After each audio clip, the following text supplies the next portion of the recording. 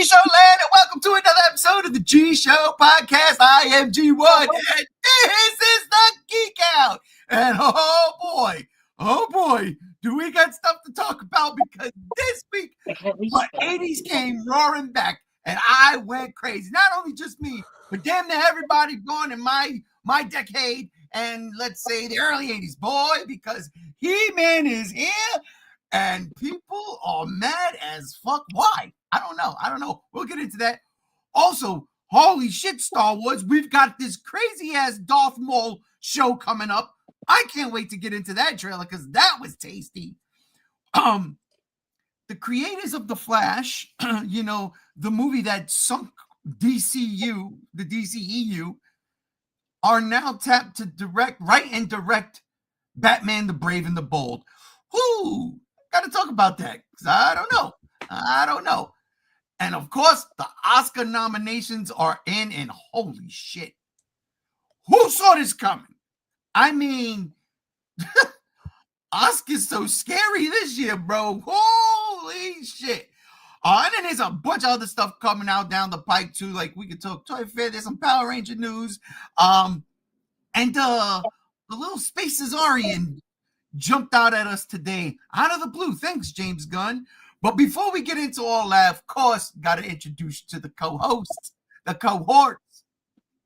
Starting from the great state of the tri-state, he's the godfather of collectibles, my brother Shinrab Jira, aka Robbie Butterfuck over there. Over here with the fucking bear. Happy Friday, everybody. Happy Friday. Salute.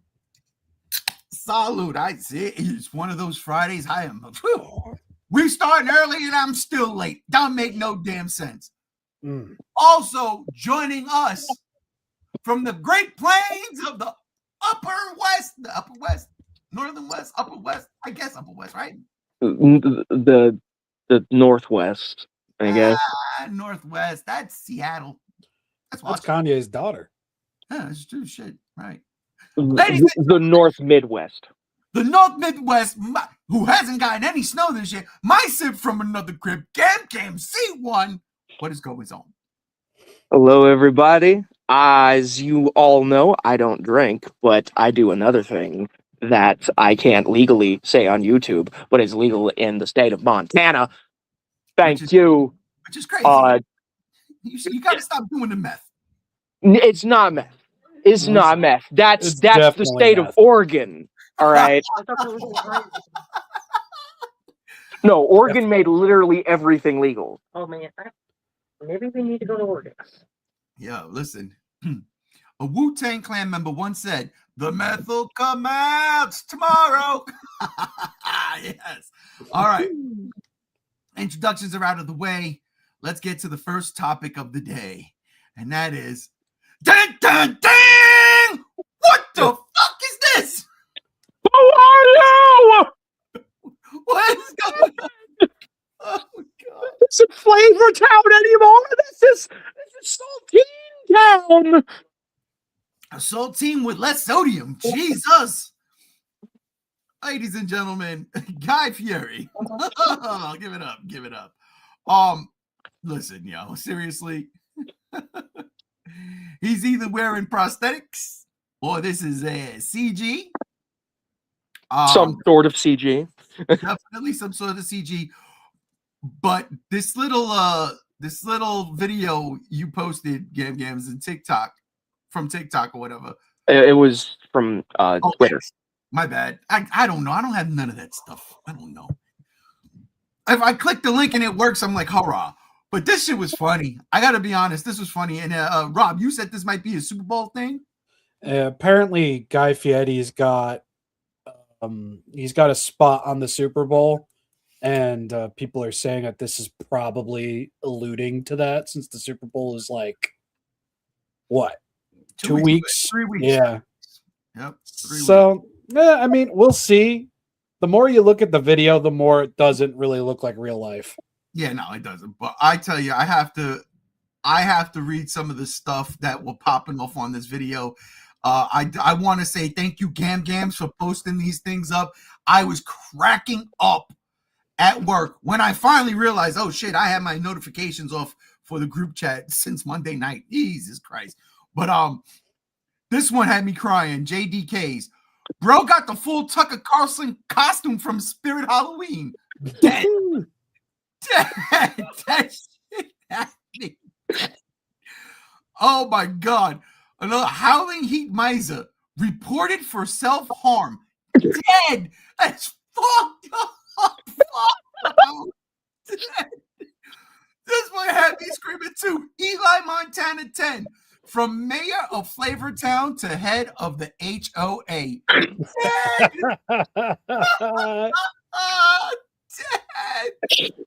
Oh, and last but not least, this one had me cracking up too. Manlet King. The last frosted tip on the planet has melted away. Global warming has gone too far. Greatness. Oh man, no. Yeah, no, seriously. I gotta thank y'all for sharing this today. I was pissing my pants with those comments and this little video, but Guy Fieri, everybody. Speaking of a guy with Fieri, oh, look at this handsome son of a bitch. Lobo makes his I guess full-on debut in his 30-second teaser that James Gunn just randomly dropped for some reason. Because he felt like it. Yeah. He was like, that He-Man's getting all the attention. Hell no. Throw Lobo, send in the wolves.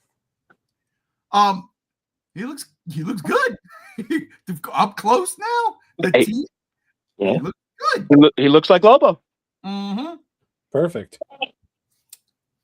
Now I got to see Blanca, moving in action, and we are rocking and rolling. But all right, that was just a quick aside. Let's get to the nitty gritty, and we're gonna start with honestly, the Oscars, because the nominees came out this weekend. Oh my fucking God. Yeah, horror at the Oscars. Sinners and Frankenstein destroys all nominees. These are facts. These are facts. Indeed. All right, so I have up right here, and I'm just gonna go through just a couple things. The link, Rob, you had sent us when you hit us with the Oscars thing. Frankenstein. First off, let me go up to it. Frankenstein was murking with let's get to it. Jesus Christ, Ray. Here we go. 9 Oscars. Best Picture, Best Supporting Actor with Jacob Elordi. That's fantastic. I got to be honest. Best Adapted Screenplay, Best Cinematography, Original Score, Costume Design, Makeup and Hairstyling, Production Design, and Sound. I mean, I would have kind of gave a nod to Oscar Isaacs because I thought he was fantastic as Dr. Frankenstein, but I digress one. So those are great categories that Frankenstein is nominated in, and justifiably so. Netflix, you damn did your thing, letting Del Toro do his thing. But then Sinner says, hold my blood. And record-breaking 16 nominations. Now, I know some of our friends in La La Land, it's a Hollywood reference, but at this point in time, they might think the reason why I got 16 nominations is because of, skin tone. I don't, because I've seen Sinners. It was my number 1 favorite movie of the fucking year. This movie is just fucking great. 16 Oscar nominations. Okay, see, now it's throwing me around. It's not giving me what I want, pissing me off. And I'm trying to find exactly all 16. And they're not going to give it to me in that regard. But anyhow, it's definitely Best Picture. Right? Yeah, let's see. Best Picture, probably Best Director. Oh, yeah, look at that. Best Writer, Best Actor. Jesus. I love this line from Ryan Coogler. Makeup and hairstyling. Makeup and hair, yeah. Music, original score. Definitely. Absolutely. Writing, adapted screenplay. Oh, you see this? You have it? Yeah, I have it up. Oh, go read them all. Read them. I'm going down the list right now, trying to find where Frankenstein is. Production design, sound, cinematography. This is just Frankenstein, ladies and gentlemen. I'm just looking for Frankenstein. Then I'll go back up and look for Sinners. No, I did. And Best Picture. Oh, you did Frankenstein already? Okay, so this is okay. I'll go back up and go through Sinners. Actress in a supporting role is Winimu Masako in Sinners. Makeup and hairstyling, Sinners. Music, original score, Sinners. Let's see. Writing, original screenplay, Sinners. Actor in a supporting role, Delroy Lindo, Sinners. Oh wow, yes. Casting, Sinners. Costume design, Sinners. Music, original song, I Lied to You, from Sinners. Really good song too. Really good. It's gonna lose to Golden. Oh, it's definitely gonna lose to Golden though. Yeah. Oh yeah, of course. That that movie's gonna. It ain't gonna be a full sweep. Let's see. Production design, Sinners. Film editing, Sinners. Sound, Sinners. Visual effects, Sinners. Yes. So it has that up over Frankenstein because Frankenstein is not even on the list for visual effects. That's bullshit. I just want to throw that in there. That's because there's barely any visual effects in there. Oh, yeah, it's mostly practical. Yeah, right, I guess so. I'm just saying, yo, when everything is like blowing up, he's not really unless he blew up a model. Yeah, unless he blew up a model. Cinematography, Sinners. Actor in a leading role, Michael B. Jordan, Sinners. Nope, not actress in a leading role for Sinners. Did not make that. Directing, Ryan Coogler, Sinners, and Best Picture, Sinners. Good God Almighty, Ryan Coogler, I think, had one of my favorite comments about this. He said he did not have any expectations headed into Hollywood's award season. For me, people just showing up to the movies and having a good time, that would have been enough. That's a real one. Yeah, for real. That's what he told Deadline. Listen, I'm a fan. Honestly, I don't think I've seen a Ryan Coogler movie I disliked. I think I brought this up a couple weeks ago, a couple months ago, maybe. You know, Black Panther 2 was very unfortunate for him because of what he had to work with. You know, So all that aside, that this guy is doing X-Files. He's got Sinners out. Mm-hmm. Award season is gonna be very, very fun and interesting, especially if these two movies get, let's say, combined, you know, for the most freaking awards of the year. Now, what is that other movie with Timothy Chalamet? Marty Supreme. Now, I still don't know what that movie's about. All I know is everybody's talking about it. Yeah, and it's on quite a few lists of Oscar that it's got nominated for. Yeah, I see it. The nominees for Best Picture: Begonia, which I asked someone who saw it, what the hell was it about, and they told me, and I was like, oh my god, okay. It was crazy. F1.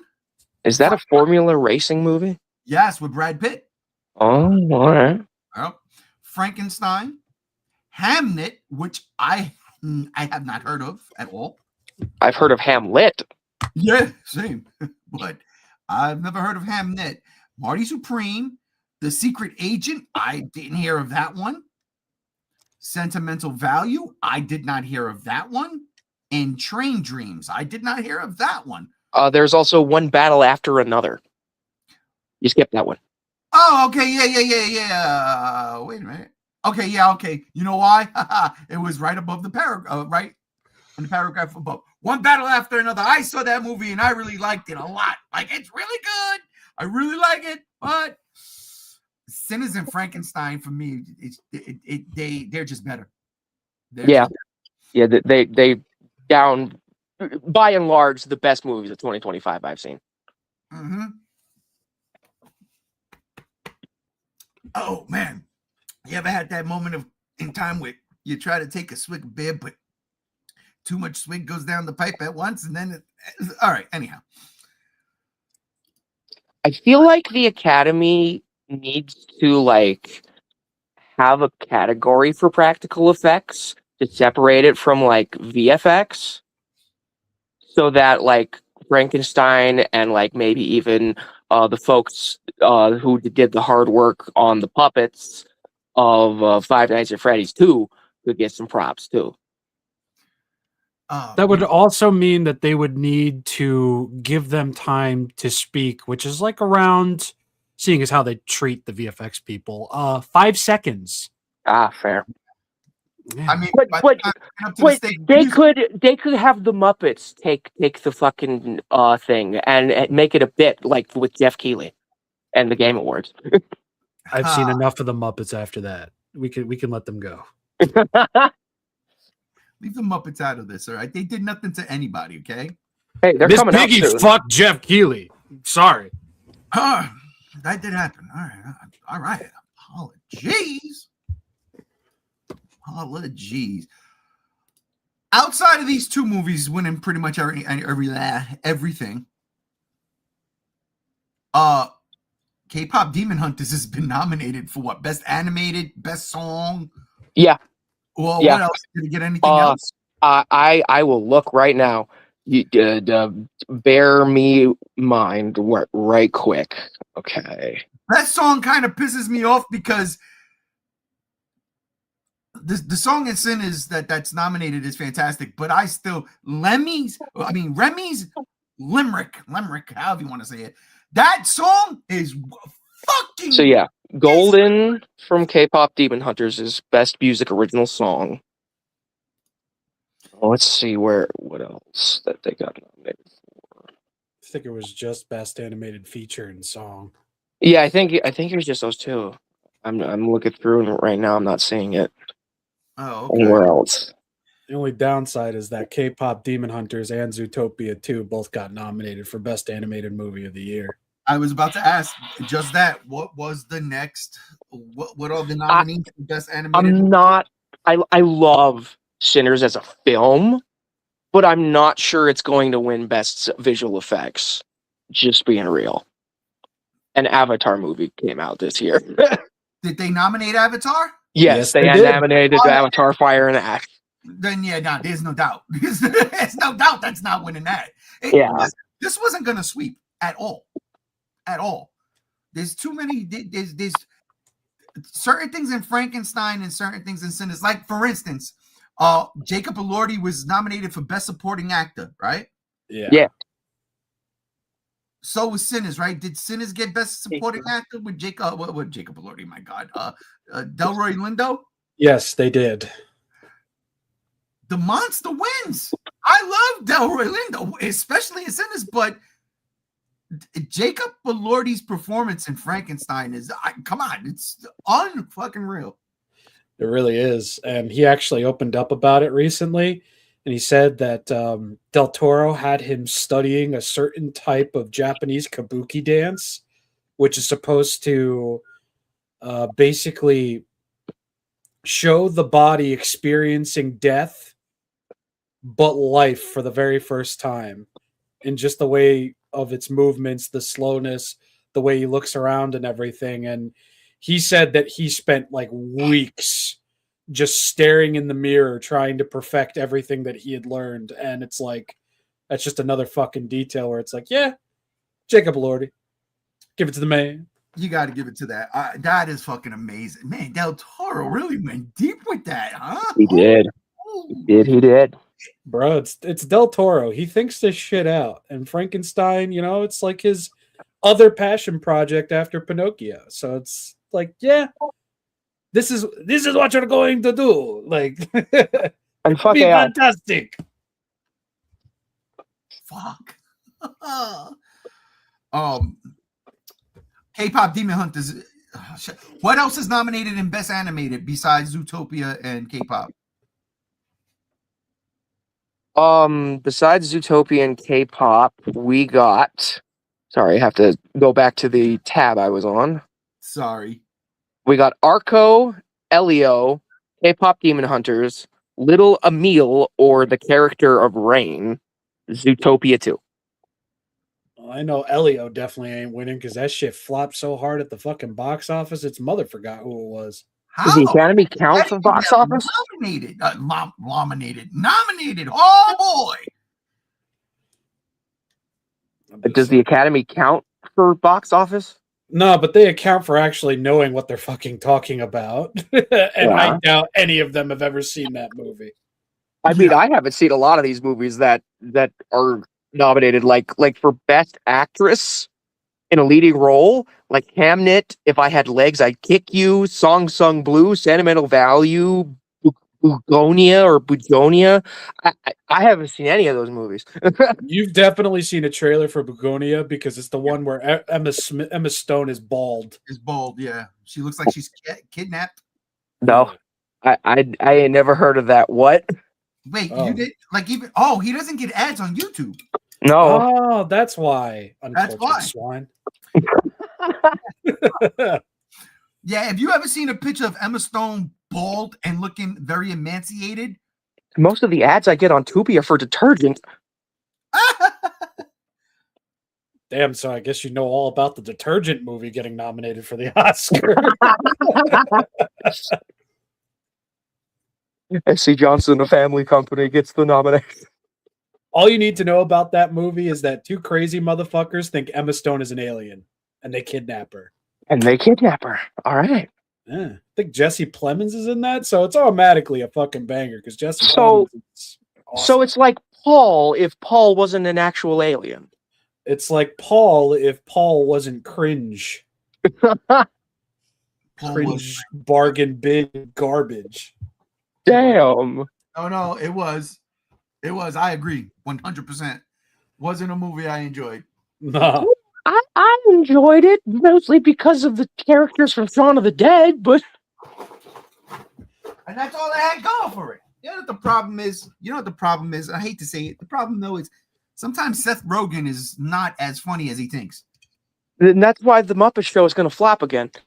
No, don't. Hey, leave the Muppets out of it. It's going to be a theme. Don't fuck with the Muppets. All right, well, look. Good luck to Sinners. Good luck to Frankenstein. Good luck to everything else because it ain't them two movies. I don't think the Oscars are going to be worth watching, but at the same time, very fucking curious. Uncle Del Toro's on. I got to be watching. Yeah. Oh my God. You know what though? That right there. Oh my God. Hold up. Listen, we love games and we love movies. We watch the Game Awards together. Why not? Why not watch the Oscars? I don't really watch the Oscars. Listen, it's because they don't put movie trailers in between spots like the Game Awards does game trailers. Well, I'll tell you this much: if Conan O'Brien is hosting again this year, then yes, I will be watching 1,000%. If it's Jimmy Butt fucking Kimmel again, then no. You leave Jimmy. No, because Jimmy Kimmel is so unfunny, he makes a heart attack look hilarious. Nah. I mean, he was kind of funny last year in the whole not role reversal, but the whole we take it back, whoopsies. That was actually funny. His writers were funny. There's that. All right, well. Looking forward to seeing what's happening here. Now on to actual movie news. Really looking forward to seeing what's going to happen here. The Flash, people had a lot of things to say about it. At the time, Ezra Miller was not in a good place, and a lot of people was not feeling that shit at all. Just kind of giving up on a dude. I have fun with this movie when I watch it. I have a lot of issues with the special effects in this movie. Like, seriously, the Speed Force and all that shit is just absolutely terrible. That being said, they are Andy Muschietti is tapped to be the director, while Christina Hodson is tapped to be the writer. She wrote The Flash. She wrote oh god. She wrote Birds of Prey, which, have y'all ever seen that movie? Yep. No. Damn. Birds of Prey was not it. It's kind of terrible, actually. I've never seen a movie that perfectly encapsulates it had its heart in the right place, but absolutely face planted on the landing. Yeah.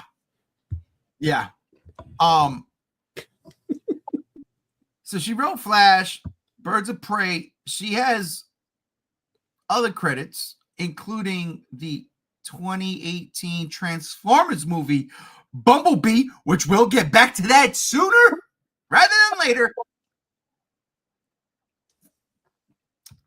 But that is a good movie. It is a good movie. But I do fear, I kind of fear for this. But isn't this part of James Gunn's universe? Yeah. So James Gunn's is at least going to be the producer. He's got some say. Yeah. I'm And just saying. listen, James Gunn also did that Guardians 3. I'm just saying. Like, yeah. I mean, I can't hate on it because everything James Gunn has done, I've enjoyed to an extent. And I think the one thing I didn't enjoy that much was Guardians 3. But as far as like superhero stuff goes, he knows what he's doing. He shut down projects because things ain't working. But again, he's also been contradicting what they came out with when they were signed up to run the studio. So anyway, Brave and the Bold. Saying I'm not gonna write it off until I see a trailer at the very least. That's my point. That's kind of my point. Like that Supergirl trailer, just didn't really hit. It didn't really hit. And this one that dropped today was cool. Like I like to see Lobo, but when you throw Taserface back up there, I'm like, come on, guys. It literally is like, come on. It's like the same actor, except now he has studs in his face. But fuck me, bro. I'm not going to get into it. The Brave and the Bold is centered on Batman and Robin, Damian version. I want to see if they're going to do Son of Batman. Okay, like, and if they do, then that means we got to see Talia in there. We got to see Ra's al Ghul in there. Yeah. I want to see that. If But that's what they're going to do. But I'd rather they start with Dick. They're not going to. It's all Damian. Oh, you mean Dick Grayson and Damian? Yeah. No, not Dick Grayson. I want. I don't know. I just feel like it'd be high time to actually give it another go at what Batman and Robin failed to do. For a first outing? They can't do that because they're doing a dynamic duo with Nightwing and Red Hood in that puppet Matronic shit that looks so fucking real and you think it's CG. What? Yeah. Wait, yo, no, Gam Gam's put that up last year. He sent us a snippet from that. That crazy puppet animatronic puppet thing they're doing for the dynamic duo featuring Nightwing and the Red Hood. And it was just like test footage of a car driving. Damn games. You did. I don't remember sending that. Are you sure that was me? That was Doesn't surprise me. That was you. The meth will come out tomorrow. Jesus. It can't be. It ain't gonna be Dick Grayson. Dick Grayson's gonna be Nightwing in this universe. Which that means it's already so far into the Bat story, and I don't really like that. Like, at least with Superman, it was only like 3 months or 3 years into his fucking tenure as a superhero. Yeah, but Batman's been doing it longer. yeah, to like Gunn's credit, it's like we've kind of seen Batman from the beginning, and now with the Batman, we've seen him like a year into it. Mm-hmm. So going a bit further into the future, where Batman and the family is very, very well established, it's like, yeah, I would like to see a little bit, back a bit, but I understand the point to it.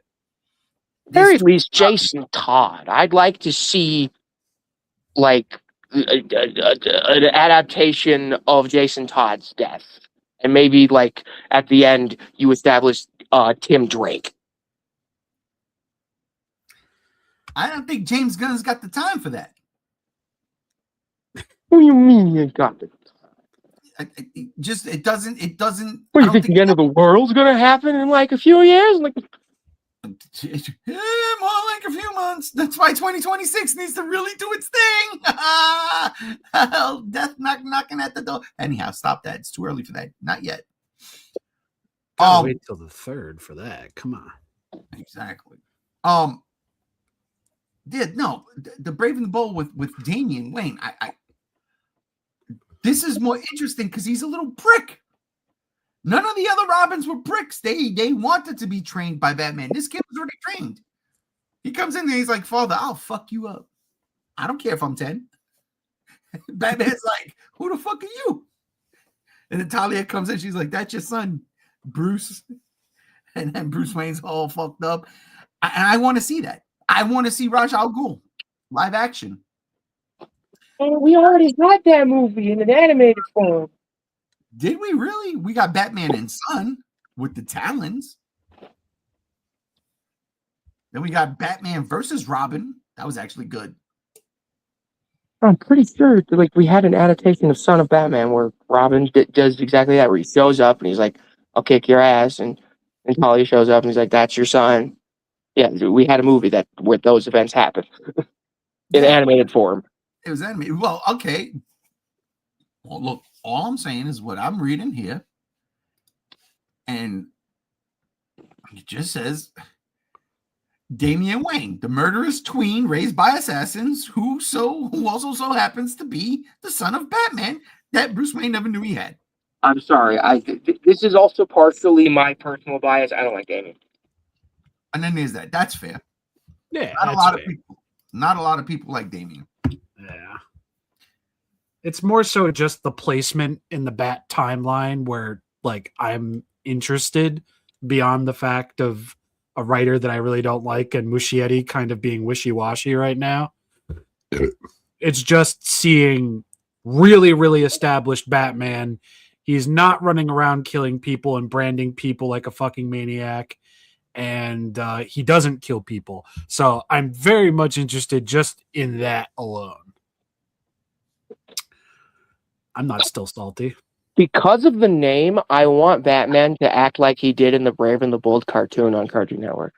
Ain't gonna happen. Never gonna happen. Never. Where it's like a mixture of Kevin Conroy and Adam West.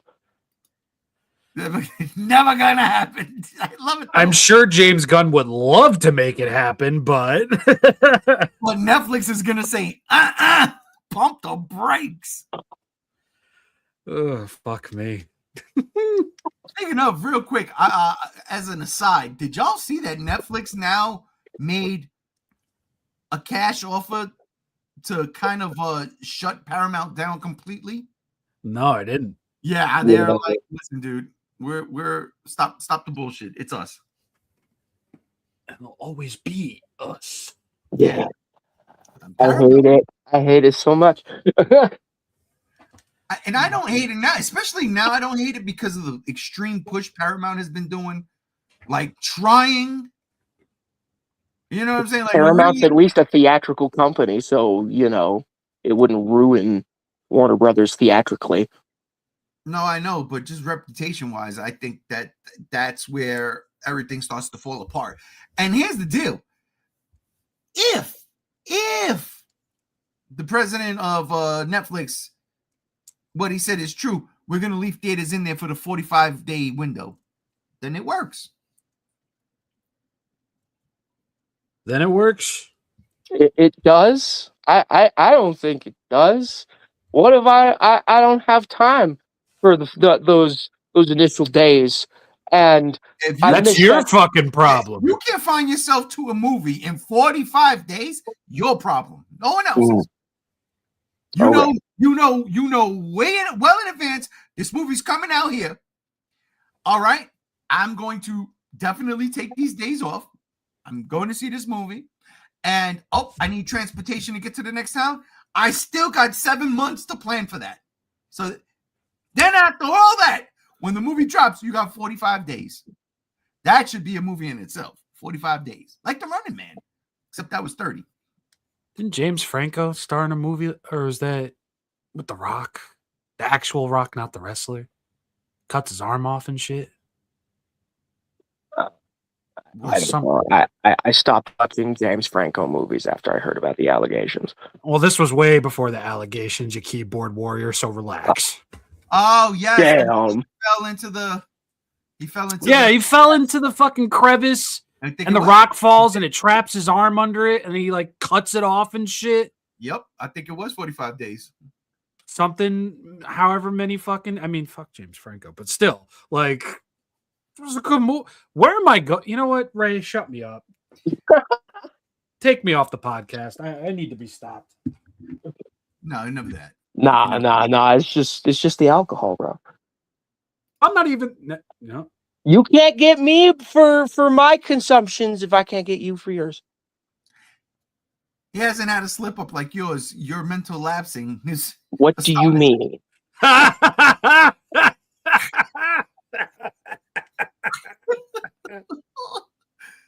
just saying. Ladies and gentlemen, I am not feeling well, for one. I haven't been feeling well since Monday. Gam's taking the wrong type of meds right now. This has been a problem since before you weren't feeling well. Yeah. Listen. I love you to death, but sometimes you are about as spacious as a Cloud9 Atlas. Hey! What? Oh, look at that. This image of James Gunn's Batman actually kind of does look like Kevin Conroy and the Brave and the Bold put together. That's not nice. Hey, yo. I might be onto something. You think I'm cloudy-minded? Nah. What did you say 5 minutes ago? Don't do that to me.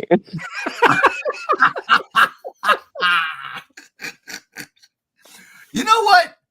I know how to get this back on track as soon as we take last looks at this. Gam's got something to say, even though Gams don't know he's got something to say. Once I bring it up, Gams is going to be like, oh, yeah, I got something to say. This team, all right. We all saw The Flash here, correct? Yeah. Oh, yeah. Unfortunately. Okay. I mean, I've seen memes. All right. Was it your cup of tea there, Rob? No, not really. Okay. Gams, your cup of tea? I mean, the memes were funny, but like they were funny because the movie looked so bad. Like the main meme that I saw where they reversed the footage of the Flash saving the baby from the microwave, and he puts the baby in the microwave instead. That's actually funny. But the question was, did you enjoy The Flash? You see what I'm saying? Yes, I know what you're saying, and I'm saying from what I've seen of the memes, the movie looks terrible. The movie has awful CGI. Its concept with the Flashpoint paradox is absolutely ludicrous and was done much better twice in the past. Once in an animated format, and the other time in a CW show. of all fucking things. Of all fucking things, you're right. Jesus. Oh, fucking things. Son of a bitch. And yeah, nah. It's funny to mock. And that's about it. All right. So Gam's take on the Flash is it's funny to mock. All right, Andy Muschietti as a director. We dig him, Rob. I mean, everything else he's done, for the most part, I've enjoyed. I really liked It 1 and 2, so it's like he's more favorable in my eyes than anything else. Because, bro, I'm gonna be honest, I don't even think James Cameron could have saved the Flash. I think he would have looked them dead in the eye and be like, "Scrap it, and I'll start. Give me like 5 years." Because, yeah, I wouldn't wish that on anybody. So I'm gonna give bro benefit of the doubt. Yeah. Okay, Gam's and Andy Muschietti. I'm gonna give him the benefit of the doubt until I see a trailer. I'm not gonna pass too much judgment. Despite the fact that I don't like Damien, I always see the potential in characters, and if he could be done well, I'll enjoy it. Here's a quick take. Although now that we're all pretty much on the same page, it's probably the writer that's given. Yeah. But Andy Muschietti directing Batman on a building, on a tower, standing, on a gargoyle. Oh my God, lightning in the background. Good God. Dude, I mean, we haven't had imagery like that since the old 80s Batman movies. Since Tim Burton. Yeah. Jesus. Listen, and after watching It, Welcome to Derry, I'm not saying the Joker needs to be in this, but at the same time, you could just take the scary, horrifying Pennywise and replace him with a scary, horrifying Batman in the shadows to, scum and villainy. Yes, scum and villainy. Listen, Ray, I don't need you putting ideas of Bill Skarsgård being the next Joker in my mind like this, so I'd like you to stop. I apologize, but I'm just saying. God damn. Could you imagine? I can. Because listen. Now you got me fucked up. Because that dude came out for Andy Muschietti for the Welcome to Derry. He was like, "Oh, of course I'll come back. Yeah, I'll be in a TV show. I don't give a fuck. What? The Crow? What? The Crow? Get that shit out of here, dude." I doubt that would be it, but James Gunn. I'm just saying. Yeah, James Gunn got some pull. He do. He's Jameson Gunworth, bro. Yeah, no. Listen, fuck, damn now. Oh shit! I'm looking at you, Barbara. I'm looking right at you. Oh, stop! Don't do that. Oh, whatever's happening at DC right now, at least we've got Lobo and Supergirl, and we know that Brainiac is a thing now officially because that news came out like a week ago. But all that being said, before I lead into the next topic, Gams. Yes. I said you was going to have something to say. About what? I feel like you don't know what you're about to say, but I'm going to ask you a question, and then I want to hear what you got to say. Okay. If you're ready. Sure. Because I know sometimes it takes a minute for it to formulate, for it to churn, for it to burn in the system after you watch something and you say to yourself, what the fuck was the problem? And I know that sometimes it's infuriating when you are, in general, are watching something that everybody else is against, and now you feel it. You feel that rant raving. Mm-hmm. So I gotta ask. Mm-hmm. You were sick this week, stayed home, and this is what we do when we do stay home. We would watch a series, watch several movies, whatever the case may be, to try to make us feel better. You actually sat down and watched Star Wars: The Acolyte. Trying to rekindle my love for Star Wars, yes. what's your take and how do you feel after seeing it now towards the Star Okay, Wars universe? so as for the show itself, I quite enjoyed it. I didn't think it was perfect. It definitely has some pacing issues here and there, even to the point that some of the episodes are shorter than the others. I don't understand that, but it's fine. But like overall, I enjoyed the overall story that they were telling with the intrigue and the mystery surrounding the twins and how they came to be. I didn't know that there were force witches. That's such a cool concept. And because if Jedi are space wizards, why aren't there space witches? There we go. That makes sense to me, and I like the shit out of that, and it teases things for the future. All right, I saw Darth Plagueis the Wise. All right, I saw that motherfucker. I don't think I didn't see you in your head out of that cave, man. The cave. The cave. Bold italics. The cave. That was so good, bro. And like, I am now mad at the fact that things like that will never be followed up on because of a group of people that aren't exactly organized, but they have a unifying name, and it's called the Fandom Menace. Star Wars fans that are of the particularly right-leaning variety, where they would go on to their little YouTube channels, scream about the woke and the pronouns, scream about it's just another girl boss, Mary Sue, that nobody cares about. And then, other things pop up about behind the scenes and whatnot. And I've seen the video where even the main actress who played the twins agrees with me that it's these people's faults for bitching and canceling the show. And I'm going to save a lot of what I'm going to feel after I watch things like Obi-Wan and Ahsoka. Whoa. I haven't seen a lot of this stuff. I've only, when it comes to the Star Wars show, I fell off after The Mandalorian season 1. But you've not seen Obi-Wan? No.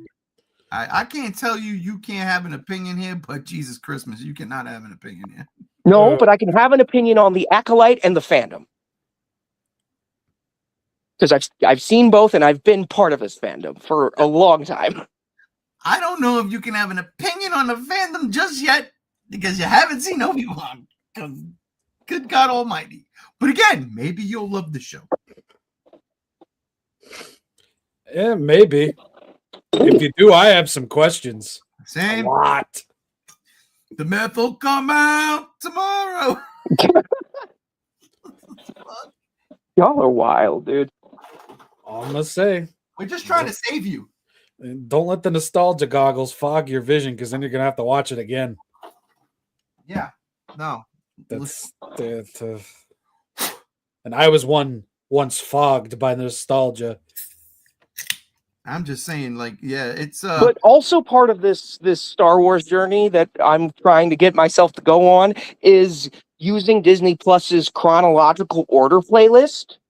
So nice. the next thing I'm watching after the Acolyte is the Phantom Menace. And that right there is a big boo-boo. Not for you, but again, one of the biggest beefs, and this is all right. I am not a part of the Fandom Menace. There is one Star Wars movie that I absolutely hate, and that is The Last Jedi. I fucking hate that movie. I cannot watch that movie. I could watch bits and pieces, mainly the beginning when the bombers go and hit the super duper Star Destroyer or whatever the fuck they call that Devastator ship. I like that because shit blows up and it's Star Wars. There are certain things, I can't lie. There are certain things in there that are cool, but for the most part, it's a complete miss for me. And you don't do that to Luke Skywalker. That's terrible. Fucking terrible. I digress. And then the Rise of Skywalker is, hey, Emperor Palpatine. I mean, I've already expressed my opinion on those movies because I saw those movies in theaters and I never watched them again after that. I never bought them. I never watched them on Disney Plus. I never bothered because I was just that dissatisfied. This is going to be my first time rewatching them since I've been in theaters. Oof. I'm sure you got your dick in your hand. That's all I gotta say. Does time heal all wounds? I don't know. That's going to be, I cannot wait for this journey to be finished. I'm going to call you Ray Z1, Ray Z1. Oh, no, don't. That's weird, but that's actually funny. Look, all right, so the first one up is, all right, that's what I'm trying to say. Yes, there were, and they're still there. So many fucking people that just hate on Star Wars now to hate on it for some of the smallest reasons sometimes, right? Yeah. But for me, and this is why I hate Obi-Wan, continuity errors are absolute crux because Star Wars, in my mind, that shit is set in stone. It's set in stone. You go back and you look at the Clone Wars and everything Dave Filoni did in Clone Wars. Fuck, you take with Jendi, never going to pronounce his last name right. Tartakovsky. Thank you. Tartakovsky, yes. What he did, nothing ever contradicted something that pertained to the movies. Okay. That was one of the issues when I was watching, because at first I was like, I don't know if I'm going to watch this, but I might give it a shot. And then I'm watching some people review it, and it's not, it's not that side. You know what I mean? It's not the fandom menace. And I think that was a big part of the crushing blow to Star Wars when the creators started to revolt against the entirety of the fan base. When it wasn't the entirety of the fan base, you had people who did like it, but online, and this is where this platform is detrimental. You got people who absolutely love and adore Star Wars and will eat anything they give. They'll eat it up. And then you have the light side of that, and you have the dark side of that, right? And the dark side is going to be like, oh, this food sucks. Fuck this. This restaurant is the worst. Don't ever go here. Fuck this Star Wars restaurant. Whereas the light side be like, no, it's really good. But then there might be one of those courses that is just like, all right, that ain't right. That ain't good. I don't like this. This is the taste is nasty. See, when you get clumped together all in one, because someone who's absolutely adored Star Wars forever says that doesn't add up. Why did they do that? Why couldn't they just create a character? Why did they have to bring this person into the mix?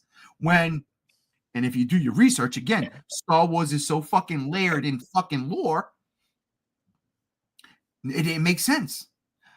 Once I saw that, I was like, I'm not going to watch this. I'm just not going to watch this unless they give me some time travel shit, which never happened. I'm not going to watch it. So I have nothing to say negative about The Acolyte because I didn't watch it. I've heard from many people, friends and family included, you, that they enjoyed certain aspects of it or flat out enjoyed it, period. I've heard the lightsaber fights are phenomenal. They are. The clips I've seen, they really are. I'm not going to put myself in that to get my blood pressure up because, and I haven't even been a diehard Star Wars fan in a while now. Like literally, it's lapsed, big time lapsed. Like I don't really care that much anymore, except for now, because Kathleen Kennedy stepped down. the right person now is in charge creatively, and the lore might be able to be picked up again. Or, why am I saying it like that? Or the Force might awaken. You see The Force might awaken. You guys suck. Why, you might ask? Because Jesus H. Christ. Woo-wee. Woo-wee. Yeah. All right, look. The first post Kathleen Kennedy project. I had no idea. And before I go on with this, I will say that the Skeleton Crew severely underrated, and the reason why it had such horrible viewership was because of all the bad negativity and publicity that came from the Acolyte. But the Skeleton Crew was pure Star Wars, and by pure I mean pure in essence, innocent Star Wars. There was nothing in there that somebody could latch onto and say, "See, that's stupid. Look at what they're doing." Nothing. Everything I was watching, I was like, "Oh my god, I love this show." You could get mad at a decision or two here or there within the story, but that decision leads to the chaos that happens later on, and that and that's what we're here to be entertained. You might hate it now, but it'll pay off later. Indeed. And that's, I think that right there, that show. And I like Ahsoka, but that's just me. But this right here, Maul, Shadow Lord. How did Darth Maul get to that point in Solo at the end? The cameo that was like, what? Best part of the whole entire film? That's not true. The Kessel Run was actually pretty fucking awesome. Indeed, it was. That movie was unnecessary, and the way he got his name is absolutely stupid. And if you call me the Fandom Menace for that, I will gladly accept that. I like that movie, and I agree with you. Okay. That shit was fucking stupid.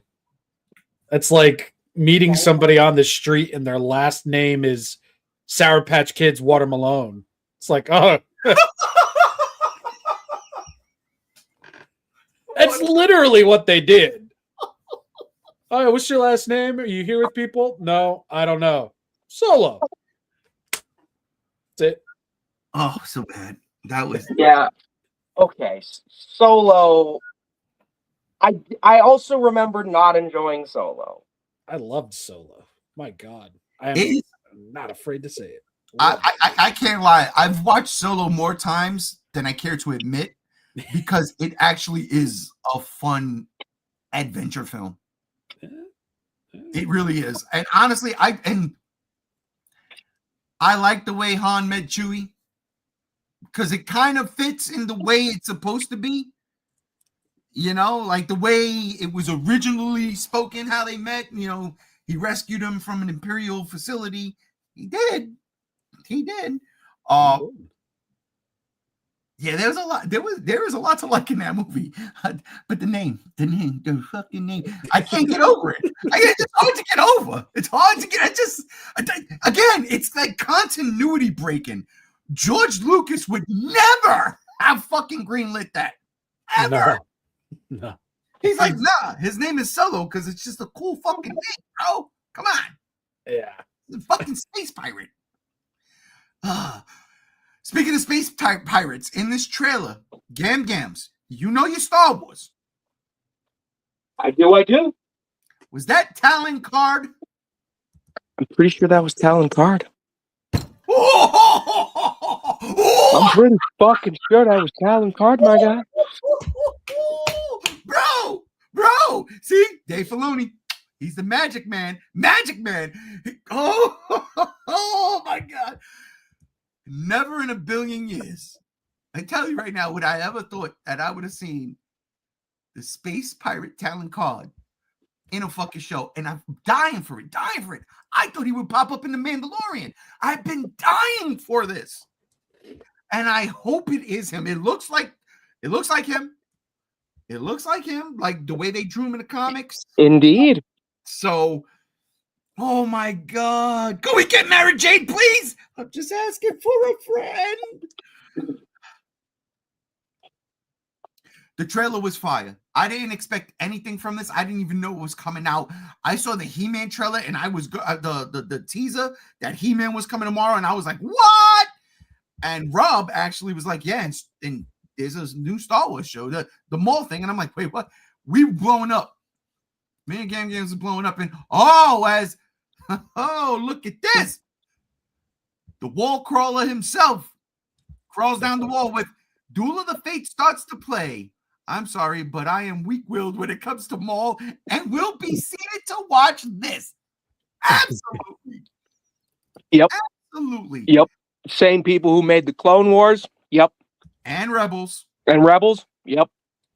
It's this is the type of Star Wars I like, and animated too. I hated the animated thing. I was like, why? What are we doing here? And then I really sat down and watched Clone Wars, and I go, why? Why did I think that? What a stupid person. I mean, because just look at some of these images, man. Holy fuck me, 5 ways till tomorrow. This shit is great. Maul's story, we know where it ends because of Rebels. But that part, again, that part in Solo where he pops up, how did he get there? Why is he the leader of the Black Sun organization?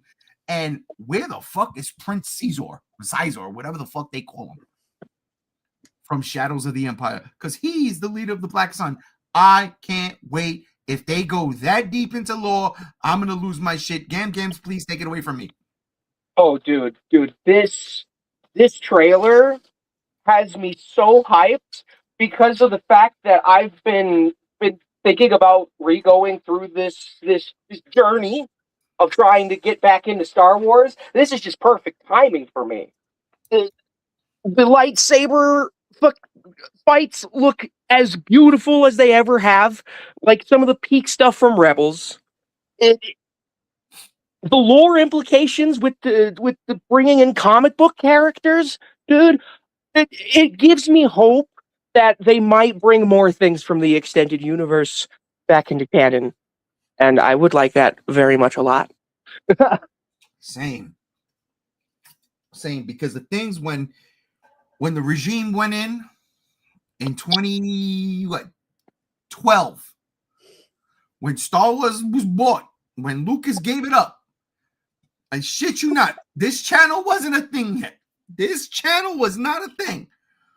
But on my old computer, before I moved out here, back in Brooklyn, there was a recording with the original members of the G Show about who's going to direct the new Star Wars movie. George Lucas selling for 64 bills. There was a thing, and it's still there on that hard drive.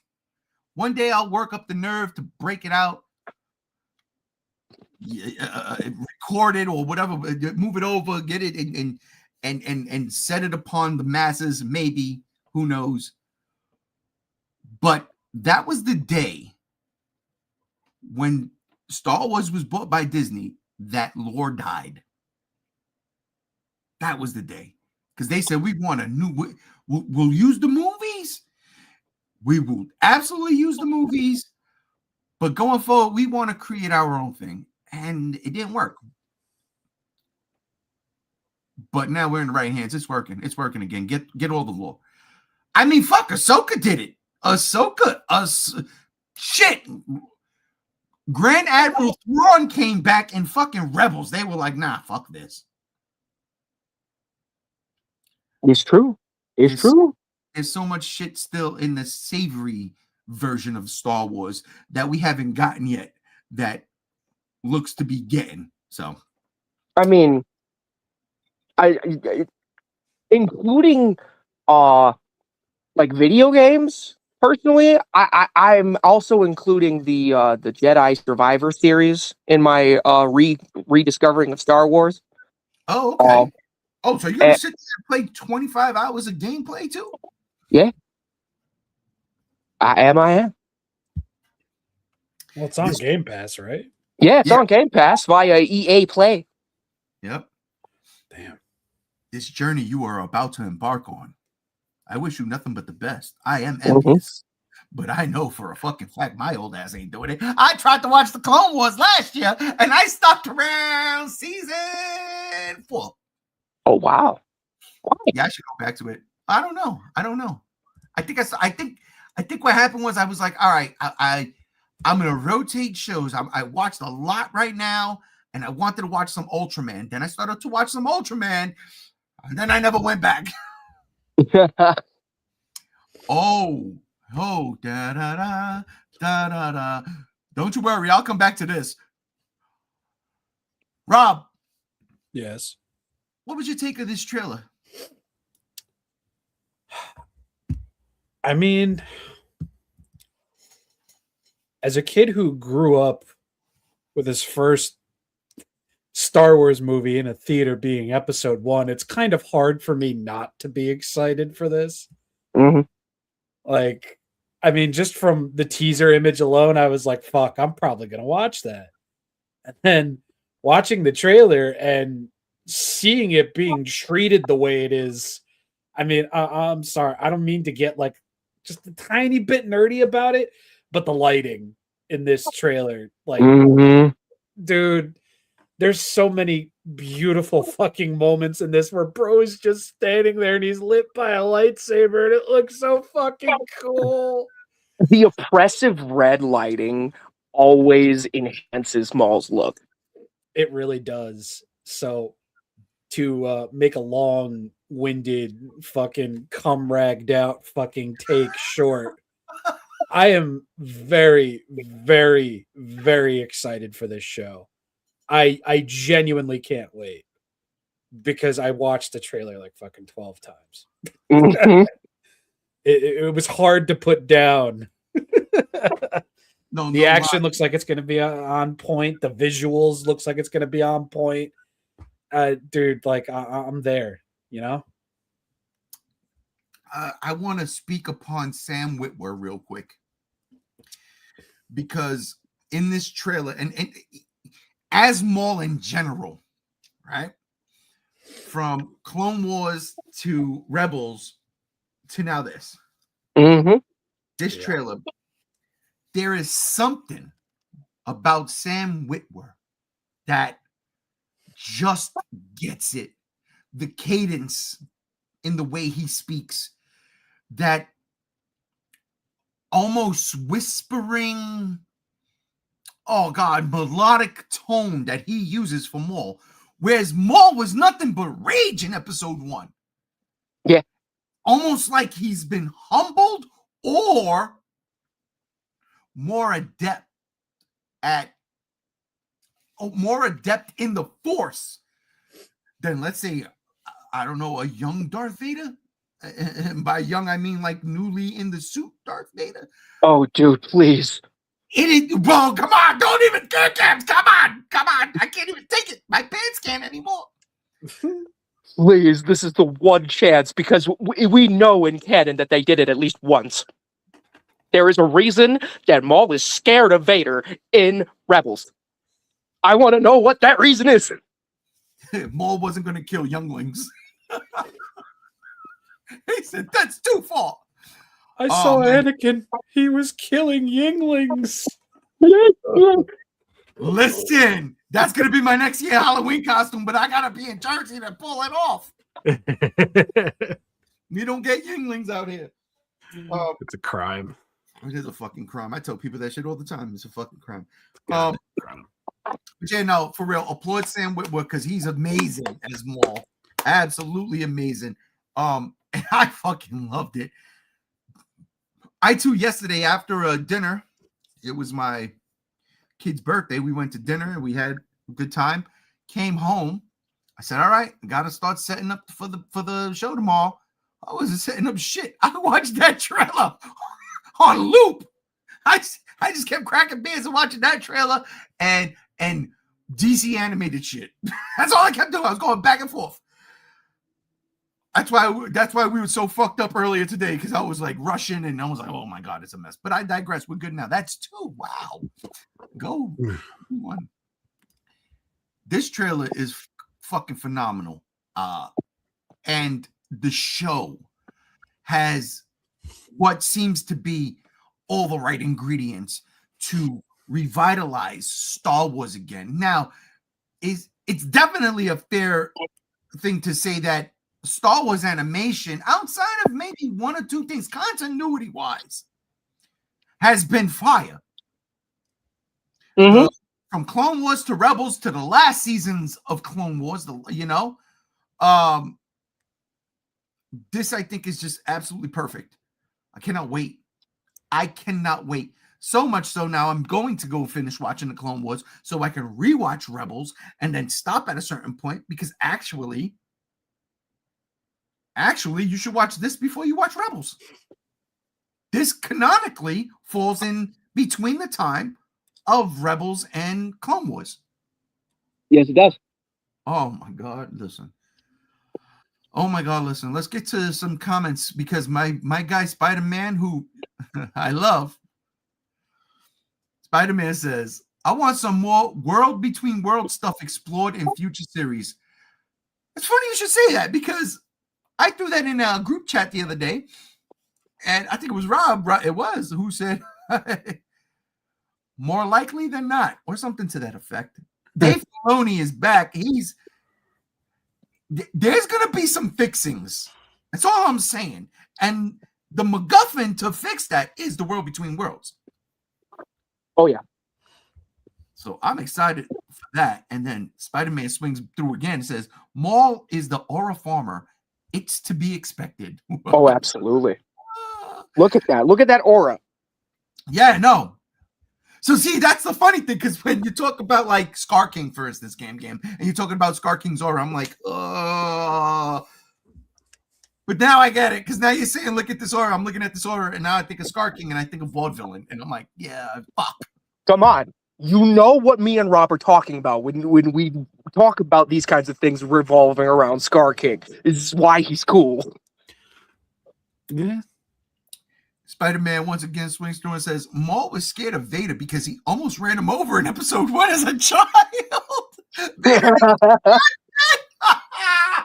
I mean, how could you forget an insidious looking motherfucker ass ghost coming at you with this little air motorcycle trying to take your head off? You remember that shit. Anakin, run! Now this is pod racing. Ugh. Yippee. Yeah, I'm not looking forward to that. I have to watch that next. You say it, I shall deliver. Yippee. Yippee! Go fuck yourself, JB! That's me, the wicked dingus. The wicked wiener. Okay. Questions. Speculation time. Do we see Han Solo in this? Like young Han Solo? Yeah, young Han Solo. I could see them trying to fit this after the Solo movie. Boba Fett? And I don't know about that. Maybe. I mean, they have the model. Yeah, right. All right. My question, I guess, is is this Star Wars Mafia? Okay, like legit, that's what the plot's like. Do we see bounty hunters or mercenaries from Star Wars past? Do we see Bosk? I hope so. I sure hope so, yeah. Well, we've seen Bosk. I want to see some old school fucking Star Wars gangbangers. Yeah, we have seen Bosk, actually. Now that I think about it. I think he was in the Clone Wars. He was in Clone Wars. He was in that episode with young Boba Fett. All right. Young Han Solo, Chewie, Lando Calrissian. Maybe. Childish Gambino? Listen, if anything, young Lando, I mean, he does dip and get his hands dirty every now and then. That's just business, right? He do. Yeah. It's just business, hon. Ahsoka. I don't think so. I digress. No. Okay, all right, no Ahsoka. All right, No, I think she's long into hiding at this point. see that right there is the interesting part too. Where is Ahsoka hiding? In New It's true. Jersey.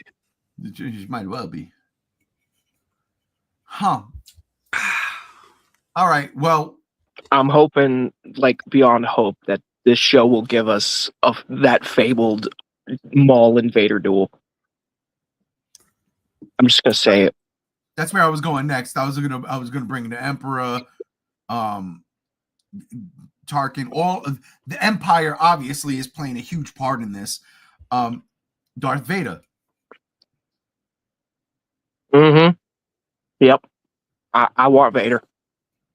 I would definitely like to see that as a mostly Star Wars side project normie. I would really like to know what that's all about. Now, I will say, just trying to refresh my memory here. This is very morbid, ladies and gentlemen. Spider-Man, cover your ears. But didn't James Earl Jones pass away, or did he not yet? No, he No, passed. he Disney passed. has access to his voice through AI, though. Yeah. So, what are we gonna get that, or like, with this new freaking head? Are we gonna actually just get someone who sounds like him? I'm pretty sure Disney paid a pretty fucking penny to preserve this man's voice in a computer, and they're likely going to use it. Mm-hmm. Whether he wants it or not. And I think that's gonna be like one of those issues for some of us that is just like, oh God. But then you listen to James Earl Jones in Rogue One, for instance. Yeah, and he definitely sounds old. And it was there, and it's like he's supposed to be before we even see him in A New Hope. Bro, And fucking remake Mufasa. Yeah. Dog was... Oh. He was so tired. Yeah. Oh, wow. Oh, so I didn't watch The Lion King. No, yeah, don't. No, don't. We shut it off. Good. It's the right thing to do. Yeah, that's the correct option. Yeah. Something we couldn't do. Because it just took away the fun from the original. It really did. The fun, the color, the character, the music. The color. 1000% the color. Mm-hmm. It felt like, it literally felt like a dull, sandy, the bleached over film grain. It was like, what? Why? I get it. We're in the Serengeti, but come on. Well,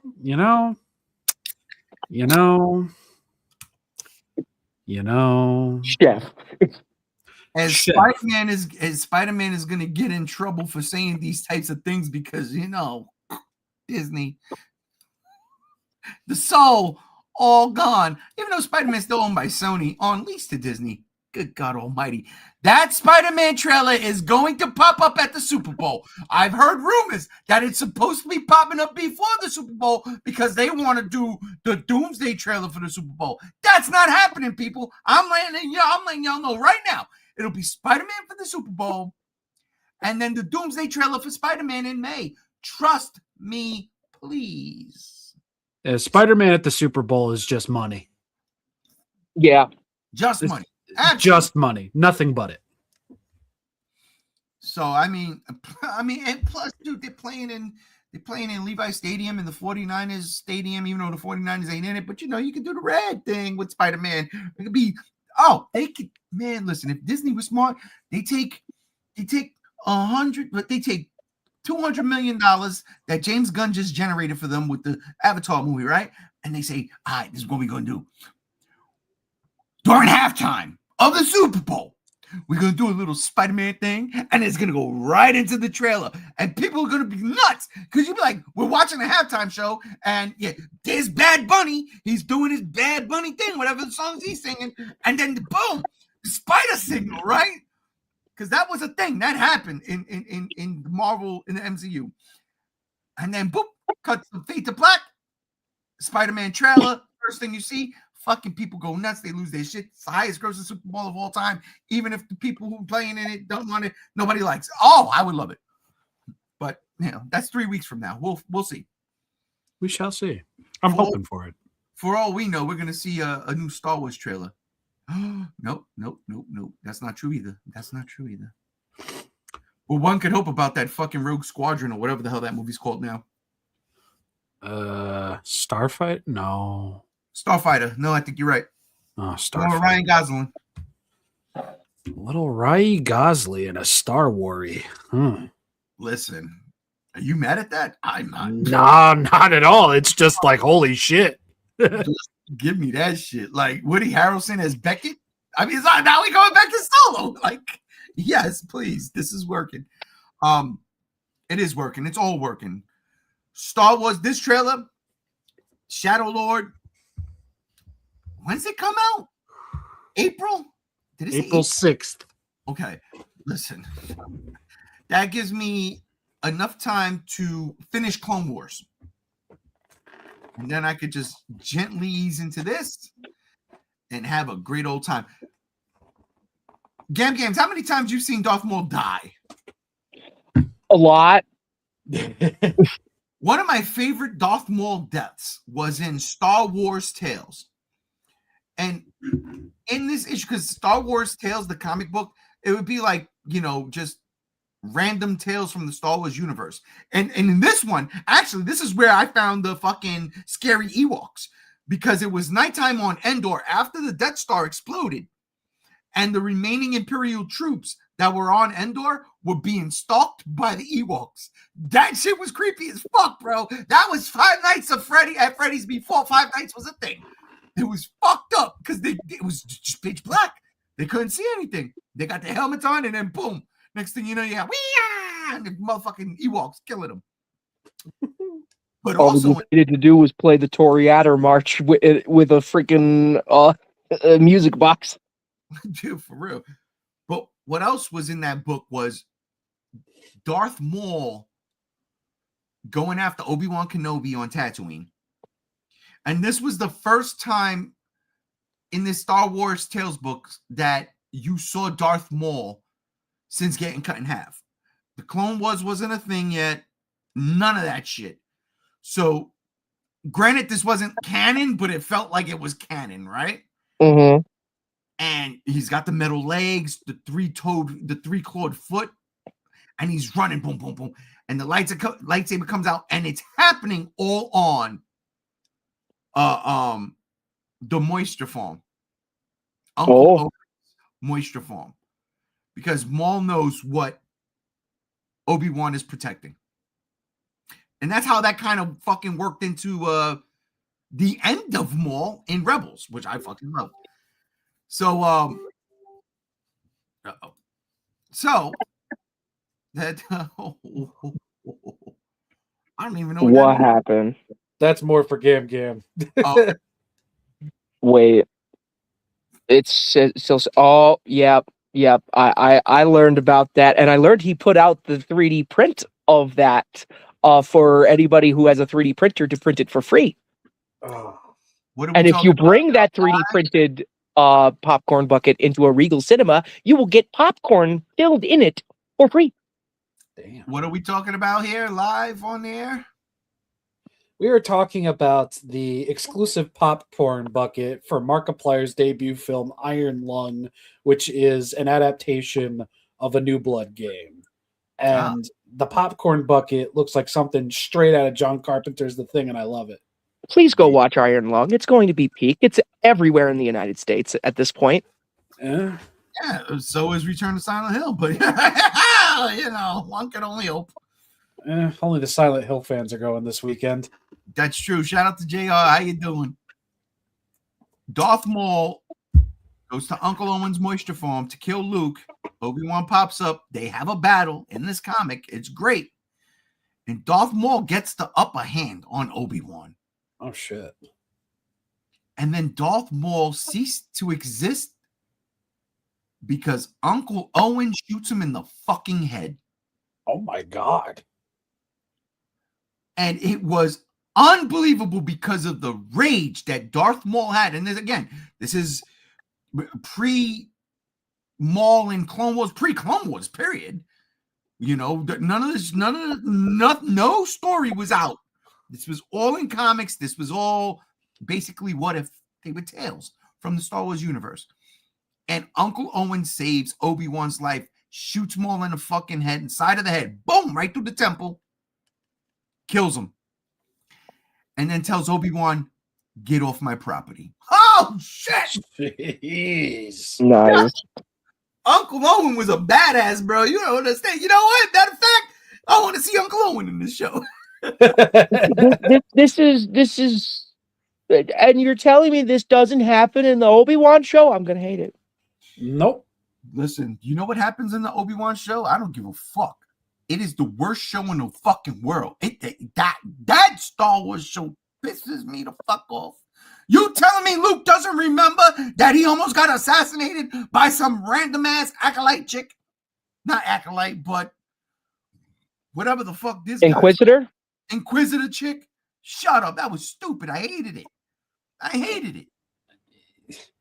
The best way to describe that movie is people love these actors, put them in a show, call it something marketable, call it a day. And that's literally how it plays out. Listen, honest, yeah, and it's fucked up too because I didn't like Obi-Wan meeting Darth Vader. I didn't like it because the fucking line is the last time we met, I was the learner, you were the master. And yes, that can still be construed in that battle, but that battle was dope visually. It's nice. The pitch black and the blue and red sabers in the crevice. Huh! That's nice. But that could have easily been Maul. Absolutely. Look, the fight is pretty to look at. What's the word? The emotion. Yes. Let me tell you something. Because Ewan McGregor and Hayden Christensen fucking go. They bring it. Unfortunately, not this. Not this. It's fucking weak sauce, man. Holy shit, it's weak sauce. And don't even get me started on little Leia. Oh, what? You can't be serious. She puts a whole fucking message. It's a R2-D2. Help me, Obi-Wan Kenobi. She never said she says you helped my father. You helped my father. Never once does she say you helped me. He doesn't even mind wipe her. Fuck the show. I'm spoiling it for you, games, because fuck the show. Don't watch it. I have to. She was a very puntable child. Dude, yes, she was. She reminded me. And I don't even blame the actress. I just blame the writing that they gave her. It's like, holy shit, children are insufferable, but not this bad. Not that bad, yeah. Spoiled princess. She was like Staten Island. Oh, no offense to anybody in Staten Island, but all offense. Thank you. Staten Island Princess Leia. Oh, God. But, all right. Last thing before we get off of this topic, because I do want to ask this question. This shot right here. Oh, Maul versus an Inquisitor. Oh, it's so big. Yo, Rob, did you watch Ahsoka? Not all of it. Okay. I don't know whether or not this is the Inquisitor from Ahsoka, or is this supposed to be Starkiller? Good Lord. Oh, dude, if it's Starkiller, I would not. Are you right? Like, what is going on here? But like that would be reinterpreting his role from the Force Unleashed. Yeah, why not? Make it canon now. I mean, I guess, but I just want the game to be canon. I'm mad. I ain't mad at you for being mad. I get it, trust me. But no, yeah. Look, everything aside, this show is gonna be fucking phenomenal. Oh yeah. This is my shot. I love this shot. This is like my Cyclops shot of Star Wars. You know what I'm saying? Mm-hmm. For right now, this is my Cyclops shot of Star Wars. It's that. I love that shot. I love it so much. I wonder how many episodes this is going to be. Well, gonna say 7. considering it's a Disney Plus original, it might be anywhere between 8, or it might get, like, if it does well, it could theoretically get multiple seasons, multiple episodes to the point that it becomes like another Rebels. I don't know.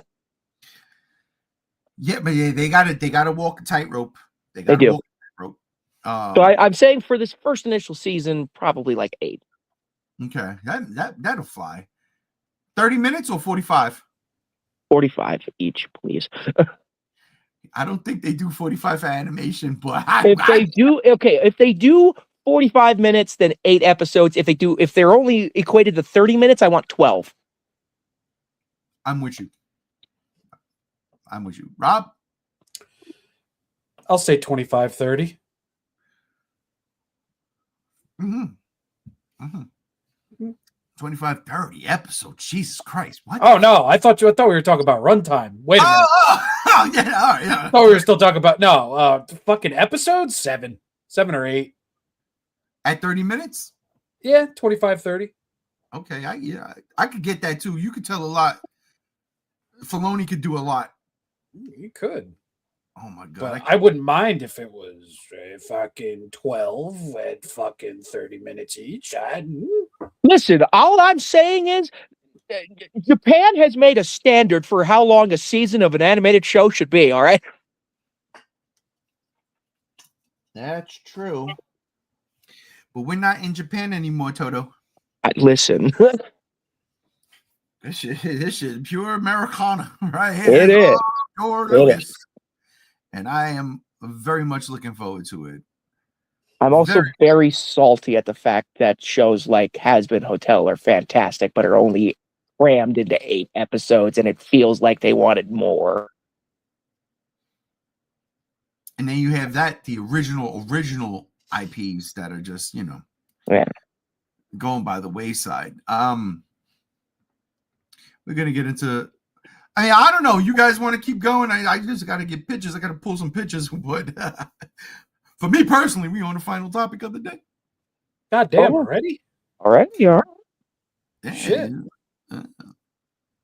But if y'all want to keep going, we can keep going. Yeah, I'm down to keep going, bro. It's only 7:48. Even the marathon priests are still awake. Marathon session. All right. Look. So, all right, I'll ask you this. We talking toys or we talking Power Rangers? Toys. Toys first. That wasn't an option. It was either toys or Power Rangers. Oh, all right. Cool. Toys. All right, we'll do the toys. So that's coming up. Not now. That'll be our final segment. Cool. But right fucking now, I mean, for the love of God, ladies and gentlemen, if you were alive during the greatest era of mankind's history, the fucking 80s, you would have had the Underoos. You would have had the sword, the shield. You would have had the figures. You would have made Mattel billions upon billions before that was even a thing. You would have fucking loved. You would have been saying every fucking day you went to school, by the power of Grayskull, I have the power, He-Man. But no, I don't start with him. Oh, no, because you got to start with the most obvious question of them all. Are they going to get Skeletor right? Well, considering it's Jared Leto under all that CGI. Listen. Fuck him, but I don't give a shit. Look at this. That's Skeletor. Yeah, his skull's not yellow. You see that? Maybe. But look at this. That's Skeletor right there. No, that is Skeletor right before our eyes. Exactly. That is one of the best CGI freaking I've seen in a long time when it comes to like big Hollywood movies. Oh, I'll go even crazier. The suit, It's right? the suit. That's a Yeah. suit with a CGI head. That Okay, the suit. head. Right. Yeah, I'm just gonna say it. That suit, that bodysuit, it is so reminiscent of the fucking figure. I'm looking at it right now too. It's ridiculous. It's ridiculous. They fucking nailed it. Listen. The trailer blew me away. But it was always going to hinge on this. Mm-hmm. Always. And motherfucker. Yeah. Yeah. Yes. All day, every day. Oh. Jared better do that. He better do the laugh. No. They can hire No. somebody to do the laugh for him. Listen, is Frank Langella still alive? Because if he is, I'm not Frank Langella, the original guy who did Skeletor's voice. Let me Google that right now. He might be. I swear to God, if it's Frank Welker. No, it's No, not. it's not Frank Welker. It's not Frank No. Welker. Trust me, I would have known that. Yeah. Because I would have been like, they just got to get Frank Welker in the suit. That's all. Oh God, there's like fucking 12 people. All right. I know his name. Alan Oppenheimer. Alan Oppenheimer. That's him. That's Skeletor. Is he still alive? He is currently 95 years old in New York, New York. Yeah! Come on! What are we doing here? He got one more in him? He's also retired. I don't want to hear that. I don't want to hear that. You know what? I'll tell you what. So was The Undertaker. So was Kane. So was Shawn Michaels. And then the Saudis. The Saudis said, hey, we want to do a match, a dream match. We want the Brothers of Destruction, Undertaker and Kane, versus DX, Triple H and Shawn Michaels. And they were like, no, we're retired. And they go, yeah? $5 million says otherwise each. They go, okay. And it was the worst match ever. Worst match ever. I swear to look up that match. You'll see. It was fucking horrifying. So if I was Alan Oppenheimer, I would say, yeah, why not? Let me just me, moo. Yeah. Perfect. Perfect. As Spider-Man swings through and says, I grew up with the 2002 He-Man cartoon. This tickles me. This Skeletor looks so cool, at least. Agreed. Here's the fucked up part. Okay. And Gams could attest to this because Gams likes to kick me in the balls all the time about this because I'm such a generational child of the den. I need it then. As with Ninja Turtles, so be it too with the Masters of the Universe Cartoon Network 2002 series. As with the Thundercats, I could watch a couple of episodes and then I get mad. I go, oh, hold up. Where's the music? That's not He-Man. That's not saying, by the power of Grayskull, I am with that nice deep echo. That's not, what is this? Where's the Funimation? Right? Not Funimation. Funimation. Got to distinguish the two, right? Lino screaming Thundercats, Thundercats, Thundercats, ho doesn't hit the same way Lino screamed Thunder, Thundercats, ho in the 80s. It just doesn't work. Okay? The Teenage Mutant Ninja Turtle does not hit the same way that Teenage Mutant Ninja Turtles hits. You got to understand that. It's just Teenage Mutant Ninja Turtles. Turtles count it off. 1, 2, 3, 4. Oh my God, bro. I was singing the fucking CBS intro. Thanks, Paramount. That's why you suck. Stay away from Warner Brothers. Here we go. Sorry, we're not doing that. Here's in a half shell. Turtle power. I'm just saying, like. Here we go with the lean green ninja teacher. Okay. I was about to mute him. You're about to get muted. You're about to get muted.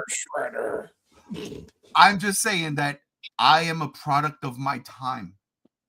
In the 80s, the fucking toy commercials that turned into cartoons was everything.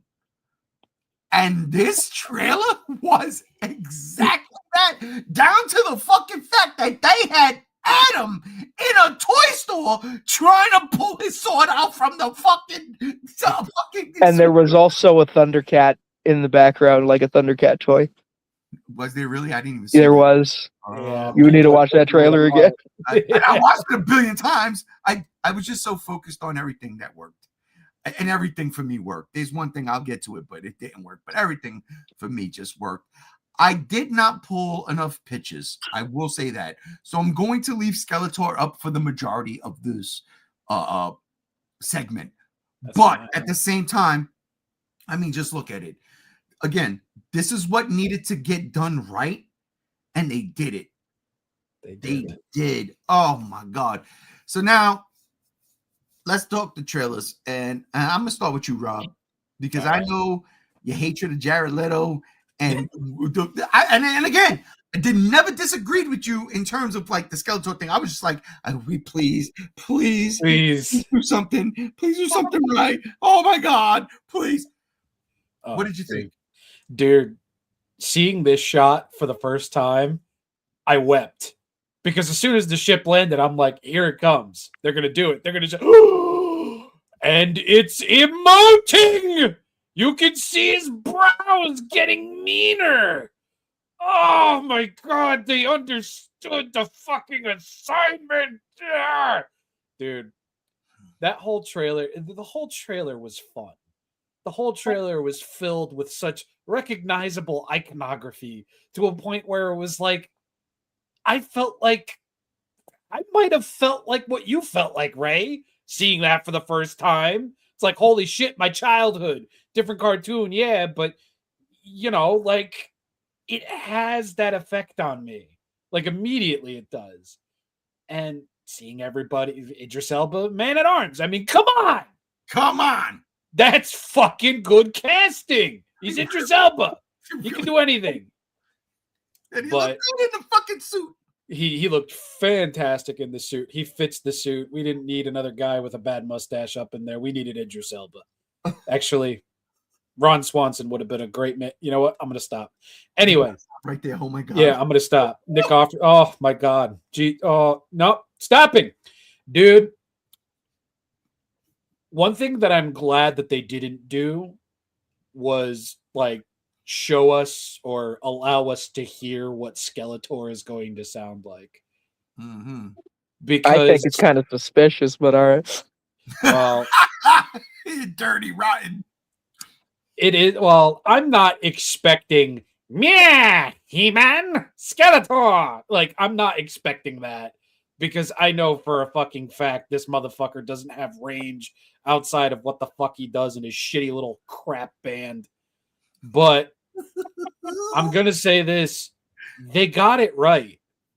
They got it right. Like, I'm still, like, fucking so goddamn tired of Adam being on Earth and none of this taking place on a majority of the turn. It's like, yeah, okay, we're probably only going to be there for 15, maybe, hopefully under 30 minutes. But, you know, there's so much here that they did right. There's so much. But Skeletor's the peak. And we see him more than once in the trailer. And he's doing his thing. And it looks good. It looks so fucking good. Oh, my God. It's hard to be mad, even though I know who's behind the skull. It's getting to that point where it's very hard.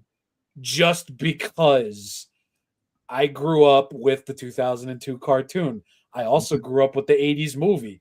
And I always fucking wondered, why does Skeletor look like mashed potato lore? Like, what the fuck are we doing here? The gold outfit, it fucks. But what's going on with this face? Dude. God Skeletor in the 80s movie blew my little brain out. Ah! But also, what blew my little brain out was I didn't know I was going to see a He-Man movie. It said Masters of the and you had to be there in the 80s, right? I'm pretty sure you both and anybody out there understands. It wasn't Masters of the Universe. It was always He-Man because it's the first thing. He-Man. And then he goes, and the Masters of the Universe. Yeah. Nobody pays attention to that part. Nobody. I'm running around elementary school and I'm like, He-Man. And everybody's like, dun, dun, dun, dun, dun, dun. And then we go, oh, my name is Adam. Nobody pays attention to the Masters of the Universe part. So when I went to see that movie in the theaters, I didn't know what I was going to see. Same thing happened to me when the Sci-Fi Network showed off Masters of the Universe. So I was flipping through the channels on a Saturday morning in the early 2000s, and I'm looking down at them like, Masters of the Universe? Why does that sound familiar? And I see Dolph Lundgren and his fucking little fucking tighty-whitey ass, loincloth ass fucking thing. And I'm like, is this a fucking He-Man movie? Mom! I go running down the hall, up the stairs. Mom, was there a He-Man movie in the 80s? Yeah, I think the guy who played Ivan Drago was in that shit. And I'm like, that's on TV. And like, go watch it. Maybe you'll like it. First of all, massive props to your mom. My mom's a real G. She knows her shit. God bless. Yes. God love that. God bless you. Mwah. I mean, she had the soundtrack on cassette, and she was playing that in the green Trans Am with the beige interior back in them days. So I knew that the heart was on fire and, burning with desire, blazing deep within, all that good shit. But that was an experience too. Like, this is a He-Man movie? Yeah, that's definitely He-Man. I don't know who the fuck Mashed Potato Face is, but damn. Okay, so this exists. And now we have this, and yeah, Jared Leto, yeah. I am actively not rooting against Jared Leto because I want this movie to succeed to a point where it can be a trilogy, and to a point where he's busy with other things and they can get somebody else to play Skeletor. Mark Hamill was really good as Skeletor. I did dig him, but every now and then, I love Mark Hamill to death. He is my all-time favorite because he was my all-time favorite movie hero as Luke Skywalker. Mm-hmm. And then he turned into my all-time favorite fucking cartoon villain as the Joker, literally. Like, that is it. But you would hear it when he does these voices. You could hear him be the Joker come through every now and then, and that sometimes bothered me. I think they hired Jared Leto on the fact of the Zack Snyder Justice League cut when Batman said, "And I will fucking kill you." When Joker went, God, don't do it in this movie. Don't you do it, Skeletor. You're more. Until next time, He-Man. Yes. Damn Gims, you talk about meme culture, right? Yes. This was my meme culture. Every time there was like a new fucking weird, funny ass He-Man meme, I would get it. He-Man. No, He-Man memes is pretty much my exposure to He-Man as a brand. I didn't grow up with any of the other shows. I mean, yeah, see, and think about it too. One of the greatest He-Man memes of all time is. So we're waking up. Yes, and it is peak, and they better reference that goddamn meme in this movie, or I'm gonna walk out. The best part of Mutant Mayhem was the He-Man song. I mean, honestly. And I said,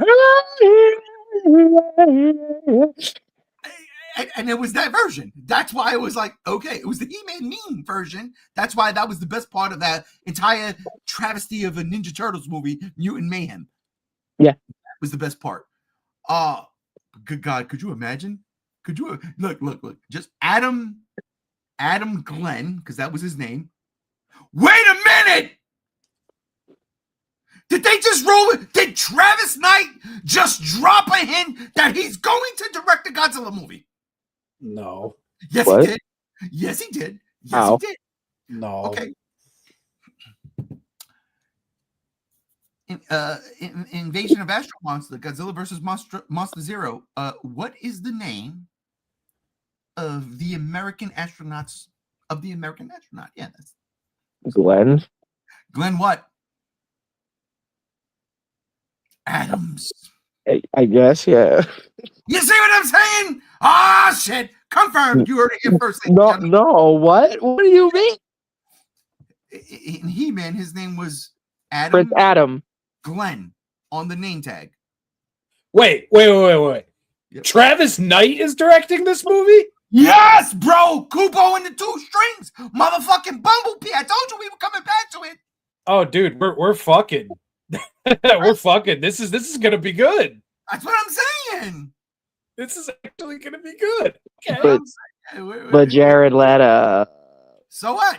You know what? You can take Jared Leto. You can fucking push him off a fucking cliff. I won't miss him. But good Masters of the Universe movie, good Skeletor design, I can tune Jared Leto out. And it's not only just a good Skeletor design. I mean, It's a good everything else design too. Good yeah. cast. If you peeped in the trailer, some of the I got one here. I'm gonna save it for a minute. But if you peeped in the trailer, some of the fucking villains. I mean, you see Trapjaw. Trapjaw was amazing. I was like, oh shit! And that's when Adam pulls the sword out. Looks like for the first time. I think that's a ploy, though. I think that's a psych out. I think he's gonna try to say it, and it's not gonna work. Because funny, haha. Exactly. And that's one of the things I've seen a lot with a lot of reviewers. The big time internet guys. And here's what I got to say about that real quick. And sorry for this. I might go on a tangent. I might not. I thought about it this morning going on a tangent. I don't know how I feel about it right now, but just want to say real quick. Here at the G Show, I just enjoy doing this every Friday and occasionally some random day during the week. I really, really, really do. But what I hope everybody understands who's ever visited this page, my co-host and the cohorts here, I want them to understand that this was my shaping as a child into who I became, into G1. That being said, you've got people who are way more popular in this platform than I will ever be, and I am okay with that because I work for a living and I like my job, right? You motherfuckers rely on hopefully getting what you need to get here. Digress. We're all I have a real job. in the same, and I'm speaking directly to certain content creators on this platform who will never hear this. And if they do, come at me, bro. You just give us some fucking props, huh? We were born in the same decade. We grew up with this shit. We loved it. All had the tighty whities. And I heard you say so yourself. But to sit there and pew, I hate that fucking word because I don't like talking baby talk. Fuck that shit. Man the fuck up, grab your nuts and say what you gotta fucking say. You don't like it? Why? Oh, because I'm a refined movie person now. I loved this as a kid, but now, no, because of the... I get that because I did that with Transformers. I totally did. Because Transformers wasn't like that. But see, He-Man was always lighthearted. It always was. And there was nothing in this trailer that disrespected or did it wrong. Nothing. And I'm sitting here and watching certain fucking reviewers. Some I like and some I don't. But I did it only because I wanted to say, because again, same generation. We grew up on this shit. God, you know what it's like? It's the fucking equivalent to a fucking racist saying, no, I have colored friends. Shut the fuck up, bro. Stop it. If you fucking love it and you knew what it was about then, don't fucking let your bullshit YouTube channel get in the way of your fucking living. Start saying, no, I gotta placate the other people, the people who don't look at these movies the way embrace it. Because this is exactly what Travis Knight seems to be doing in his trailer. Embracing what the original Masters of the Universe He-Man cartoon was. And yes, I get it. He-Man wasn't on Earth as a child and grew up to an adult. Yeah, I get that. But He-Man went to Earth more than a couple of times. The fucking Christmas episode, I think Earthlings actually landed on Eternia. But still, it was always lighthearted. Again, Where do we get these memes from? The Skeletor going, yeah, I'll until next time we meet He-Man. Like it's funny when you look at it now as adults. You're like, that's actually funny. And as kids, you eat it up because what's Skeletor gonna cook up next? But to sit here and start saying that, oh, these jokes are bad, no, they're not. And I'm not even talking about the fucking he-him shit. That's funny in its own right. That is fucking hysterical in its own right. And it has nothing to do with politics. Honestly, the way I took it, was it ever in a He-Man episode? No. But as you got older, you look at He-Man and you say to yourself, it's a giant barbarian in a motherfucking loincloth. What? But so is Conan. So stop, man. And that's it. Yo, that shit pissed me off.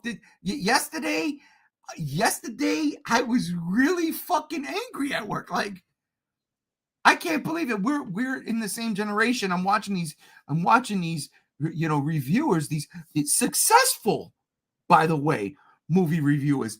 And I just feel like they fucking sell out sometimes. I feel like they sell out sometimes. Like, I know, don't get me wrong, I sell out too. You know that, right? But again, where are we? On the zeitgeist, in the zeitgeist, where are we? I do this for fucking fun. I don't make a fucking dime. I do it for fun. I come on so every now and then Spider-Man can swing through and say, G1, no. I love that shit, right? It reminds me of the love of my childhood. This fucking trailer was the love of my childhood. I swear to God, I wish I had the time to go to my parents' house and take pictures of me on Christmas 1985 in He-Man underoos holding the sword up in the air. I wish I had the time. I would have put it up here with no fucking shame. Zero on Christmas morning. Zero. That's how much we love this shit. So when you fucking come on the air on your, frou fucking show and be like, I love this, but shut the fuck up. Shut the fuck up. Because Travis Knight is going to deliver. After fucking Michael Bay did to Transformers what he did. And again, I enjoy the first movie. I hate the second one. Tolerate the third, and then it falls the fuck off a cliff until this man comes in with Bumblebee and in fucking 5 minutes saves the franchise. 5 minutes, because he gives me fucking Cybertron at the end when the Autobots and Decepticons take off, and you're just sitting there like, oh, it couldn't be done. Michael Bay, it could never be done, and here I am watching it being done. Stop. Because that's a nerdgasm through the fucking nth degree. You know it. Everybody fucking knows it. And I'm sick and tired of people of my generation, of my ilk, saying it can't be done. Well, motherfuckers, it's done. Look at this picture on screen right now. Motherfuckers, it's done. Voltron, I see you coming, baby. And I cannot fucking wait. And Rand, I'm sorry. Cinema. Factual. I'm sorry. It upsets me at times, man. Like these dudes are a year or two apart, if that. And it's like we grew up on this stuff, and you're gonna shit on it for a couple of fucking jokes that for me landed. Because again, I get the source material. You're just playing for your fucking Academy Award winning audience. I hate that.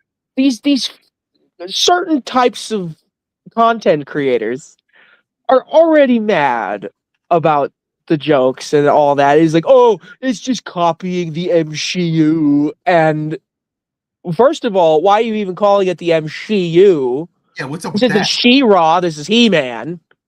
Yeah, that's a good one. Yeah, that's good. And for two, He-Man was always ridiculous. Why do you think it has such funny memes? Because it's a ridiculous show. It almost has as much memes as 60s Spider-Man and SpongeBob. Oh God, wow, yes. Bro ain't wrong. All right, that is how I consume this franchise. I didn't watch the 80s show. I didn't watch the 2002 show. I did watch a little bit of the 80s movie because the Nostalgia Critic reviewed it, and I was just insanely curious. But I never finished it. Don't worry. And I'm Rob just saying that we're only going to be on Earth for 15 minutes fills me with such hope, because Hopefully. that first movie where it's just mostly on Earth, man. But what was fun about that was Skeletor's forces was like taking over at least that town. Not Earth, but at least that town. And I thought that was fun. The laser beams and like it was like that's another thing.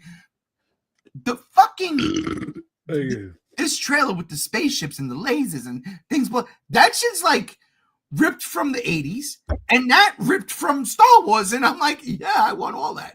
I want all of it.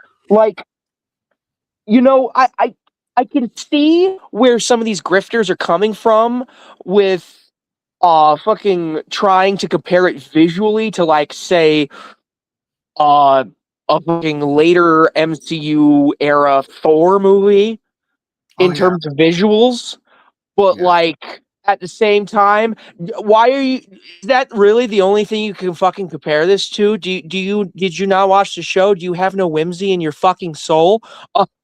That's what that tells me, because if you were a kid that grew up in the 80s and you're complaining about jokes in a He-Man movie, that tells me you didn't watch the show in the 80s. You watched the show from the early 2000s. Absolutely. That's what that fucking tells me. Absolutely. Yeah. And all I had was hand-me-down fucking taped off the TV VHSs of fucking He-Man, the original cartoon. And even then and there, it's like, maybe check your shit at the door, dog. Readjust your bitch, bro. And honestly, we didn't even get the New Adventures of He-Man. I think that shit was there in Canada or some shit. And don't get me even started with that one, because I still don't understand what the fuck. What? He-Man went to space and it didn't even was He-Man? Ah, whatever. And dude, with you saying that you could already foresee Voltron, bro, if they do Voltron after this, if this is successful or whatever, and like more companies say, oh hey, these old toys to fucking cartoon shows being adapted actually works, maybe we could do something. And I hope Rob can vibe with me on this. Please, Zoids. Zoids is tricky. Zoids is tricky. Wow, I would love to see that. I would love to see that too, just because it's a very fun mixture between Transformers and Gundam. Now, if we're getting actually like insane about this, I want the guy who directed Speed Racer to do Zoids. Well, I believe, yeah, the Wachowski sisters now. Yep. Yeah, that movie was the craziest fucking fever dream Speed Racer meets F-Zero type movie I think I've ever seen in my life. I'm going to be real. I did not want to see that movie because I really did not care for V for Vendetta. And I watched Speed Racer and I was like, oh, holy shit. Go Speed Racer. Go Speed Racer. I was like singing a song and everything. Fuck it. It was fucking batshit. And I think the best part about it is that it took itself just a bit seriously. Like seriously enough for it to feel earnest. Yeah, and I think that's where the charm it has like really comes from. It's like, look at all of these crazy saturated colors and these fucking ridiculous things going on in this race. But check out this drama that's like 45 centimeters away. It's like, whoa. Yeah, it was really good. That's a movie where it's like I watch it and I need to like lay down for a couple. As Spider-Man swings through and says, Zoids mention, yes, please. Yes, please. I love Z. Yeah, dude. I definitely think Zoids could work. I mean, we're getting a Gundam movie soon, so it's like, I mean, yes. Voltron is in the works. That's happening. I mean, yes. Fucking Henry Cavill is doing fucking Warhammer. Yeah.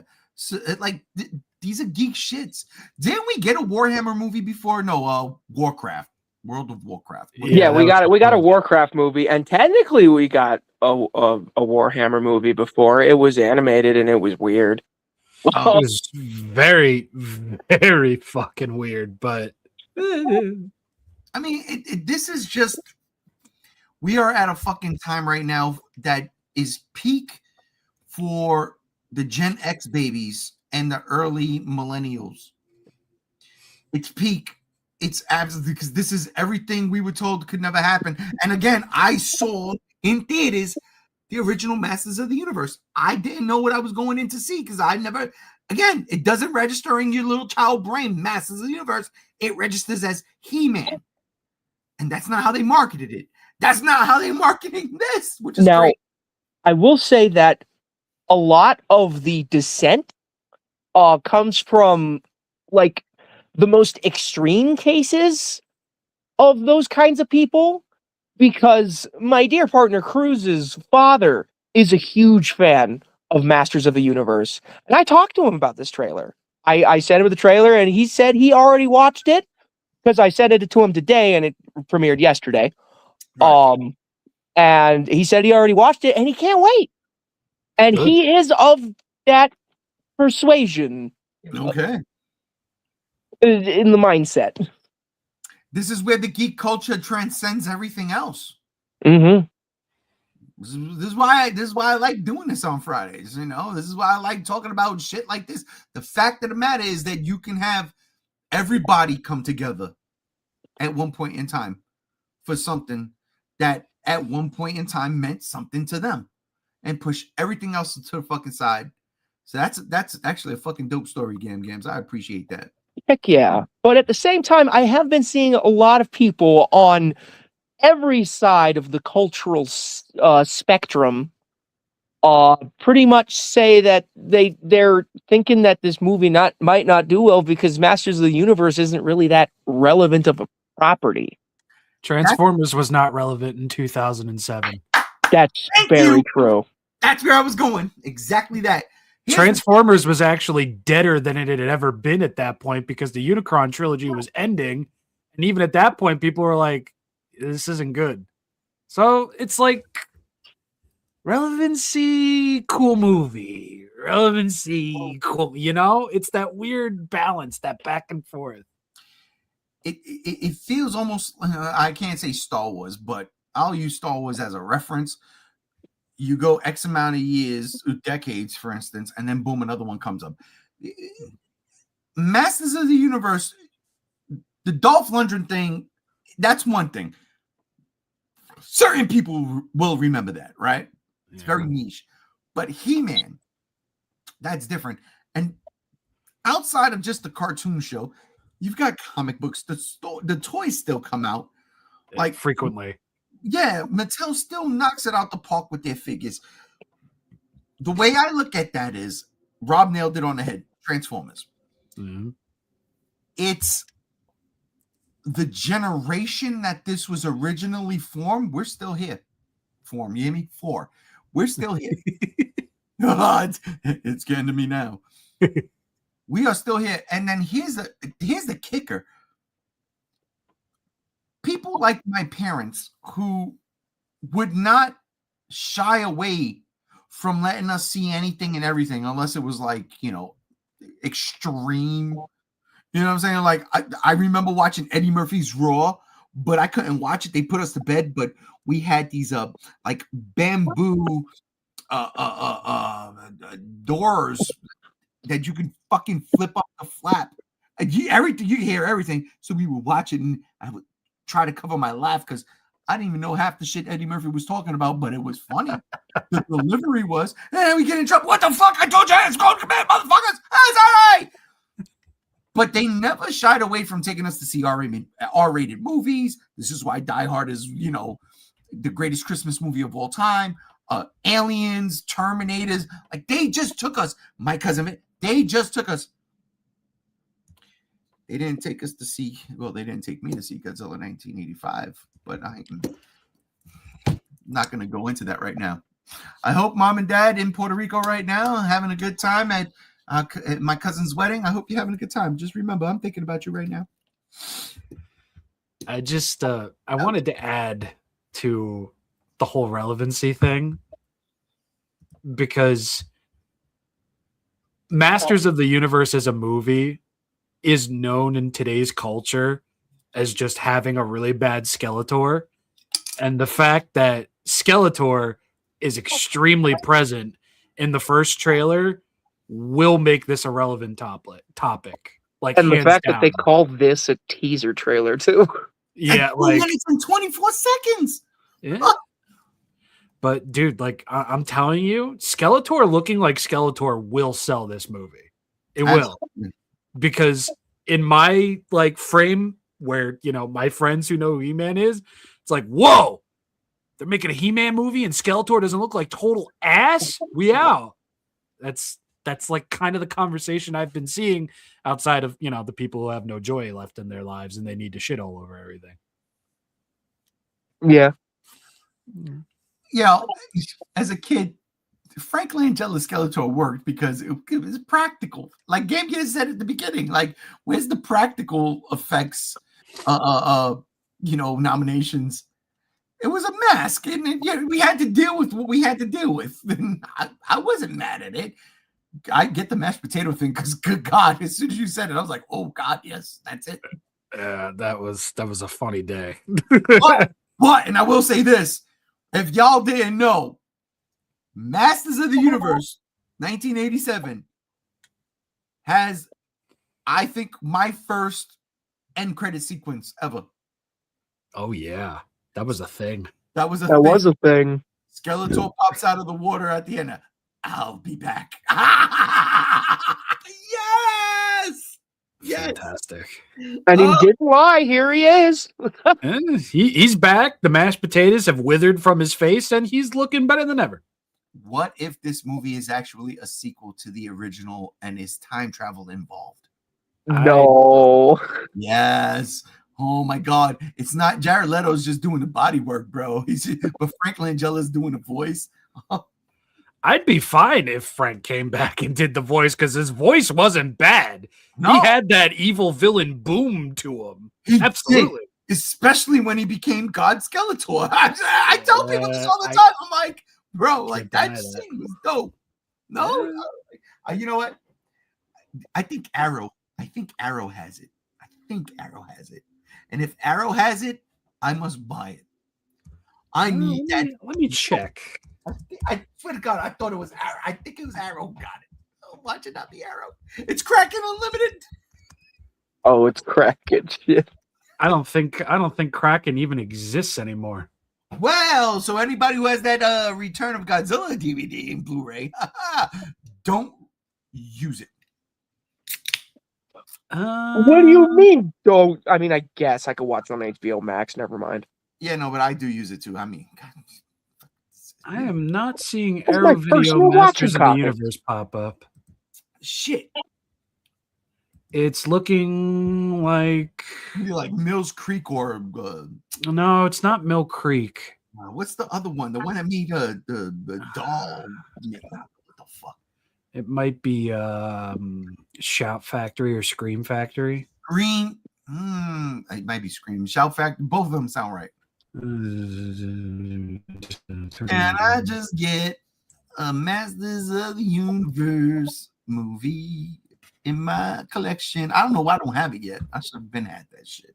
Oh, actually, I don't know who put this up because it still has the MGM branding on it. Hey now. You're an all-star. Get your game on. Go play. Speaking of all-stars, this I thought was an all-star.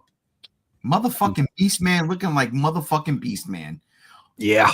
Orange, white face, everything just looked that's straight out the motherfucking cartoon.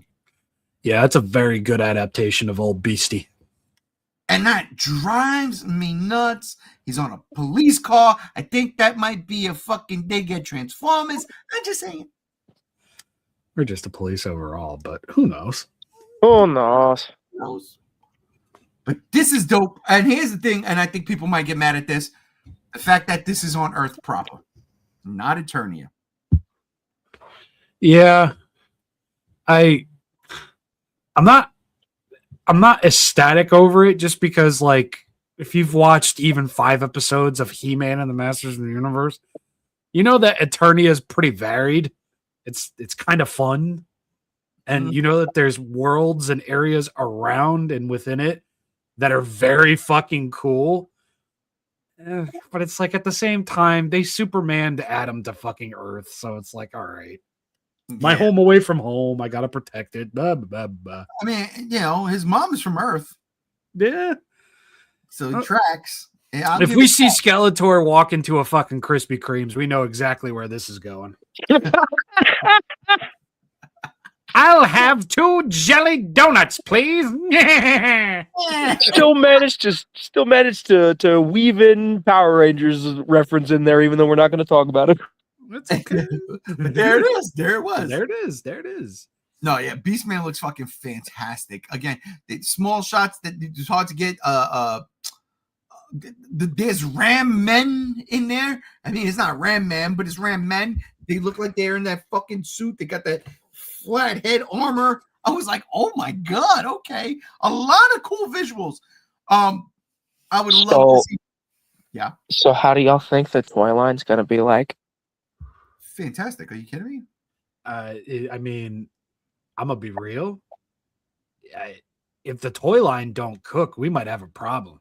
Yeah, this doesn't cook. We might have a fucking problem.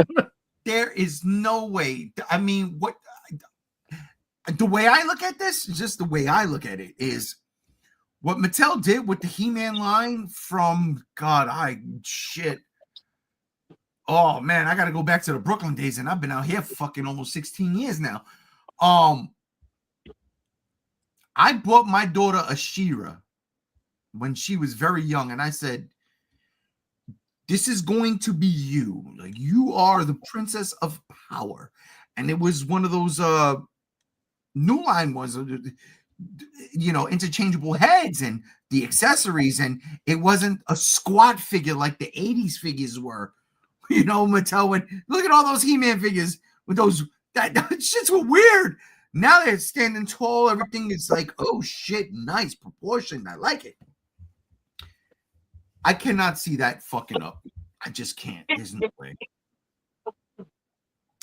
Yeah, I don't think you could do a He-Man anything proper in this day and age and not have Mattel's best people backing you with some cool fucking toys, gimmicky or otherwise.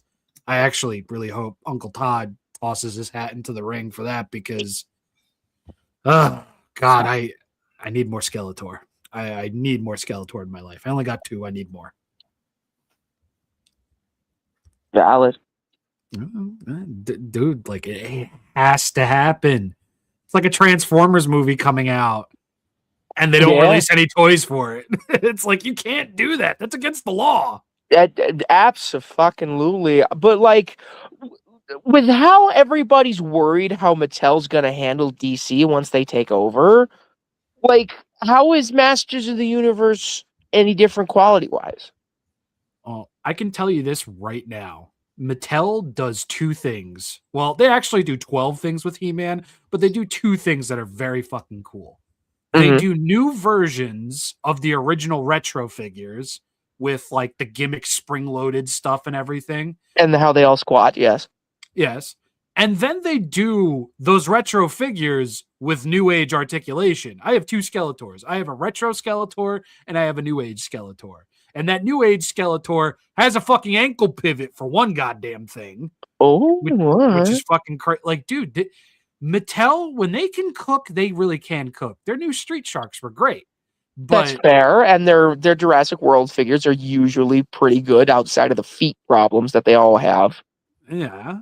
And, you know, I do have faith. And it's going to be cool to see that toyetic tackle to something that's in live action. I hope there's actually a good blend of it. Oh, yeah. Definitely.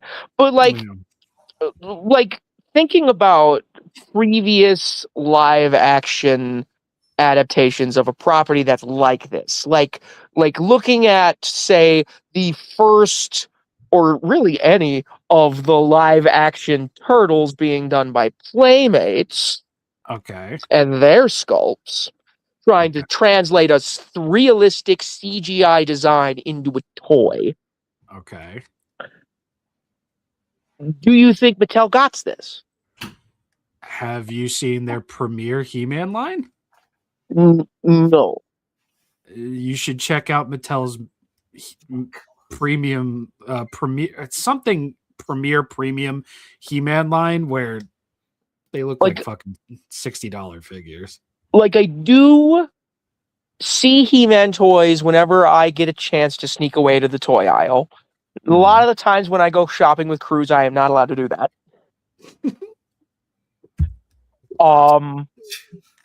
But when I do get a chance to do that, I do see them, and they do look cool. But they also look like, the cartoon characters, and they're not trying to make them look like a realistic CGI character brought into a toy form. That's because they're making toys based on an animated show. Exactly. This is unprecedented territory for them, unless they did make figures based on the 80s movie. Did they do that? They did, I think, back in the day. Wait. Yeah, Didn't no. They I think they did. Not Mattel, not when it came out. I think NECA might have had. Oh man, I don't. But I'm strictly thinking Mattel here. I know, but I remember there's a villain in that 87 movie that had like this snake head, but he had a helmet on. And I swear to God, I saw that guy as a toy.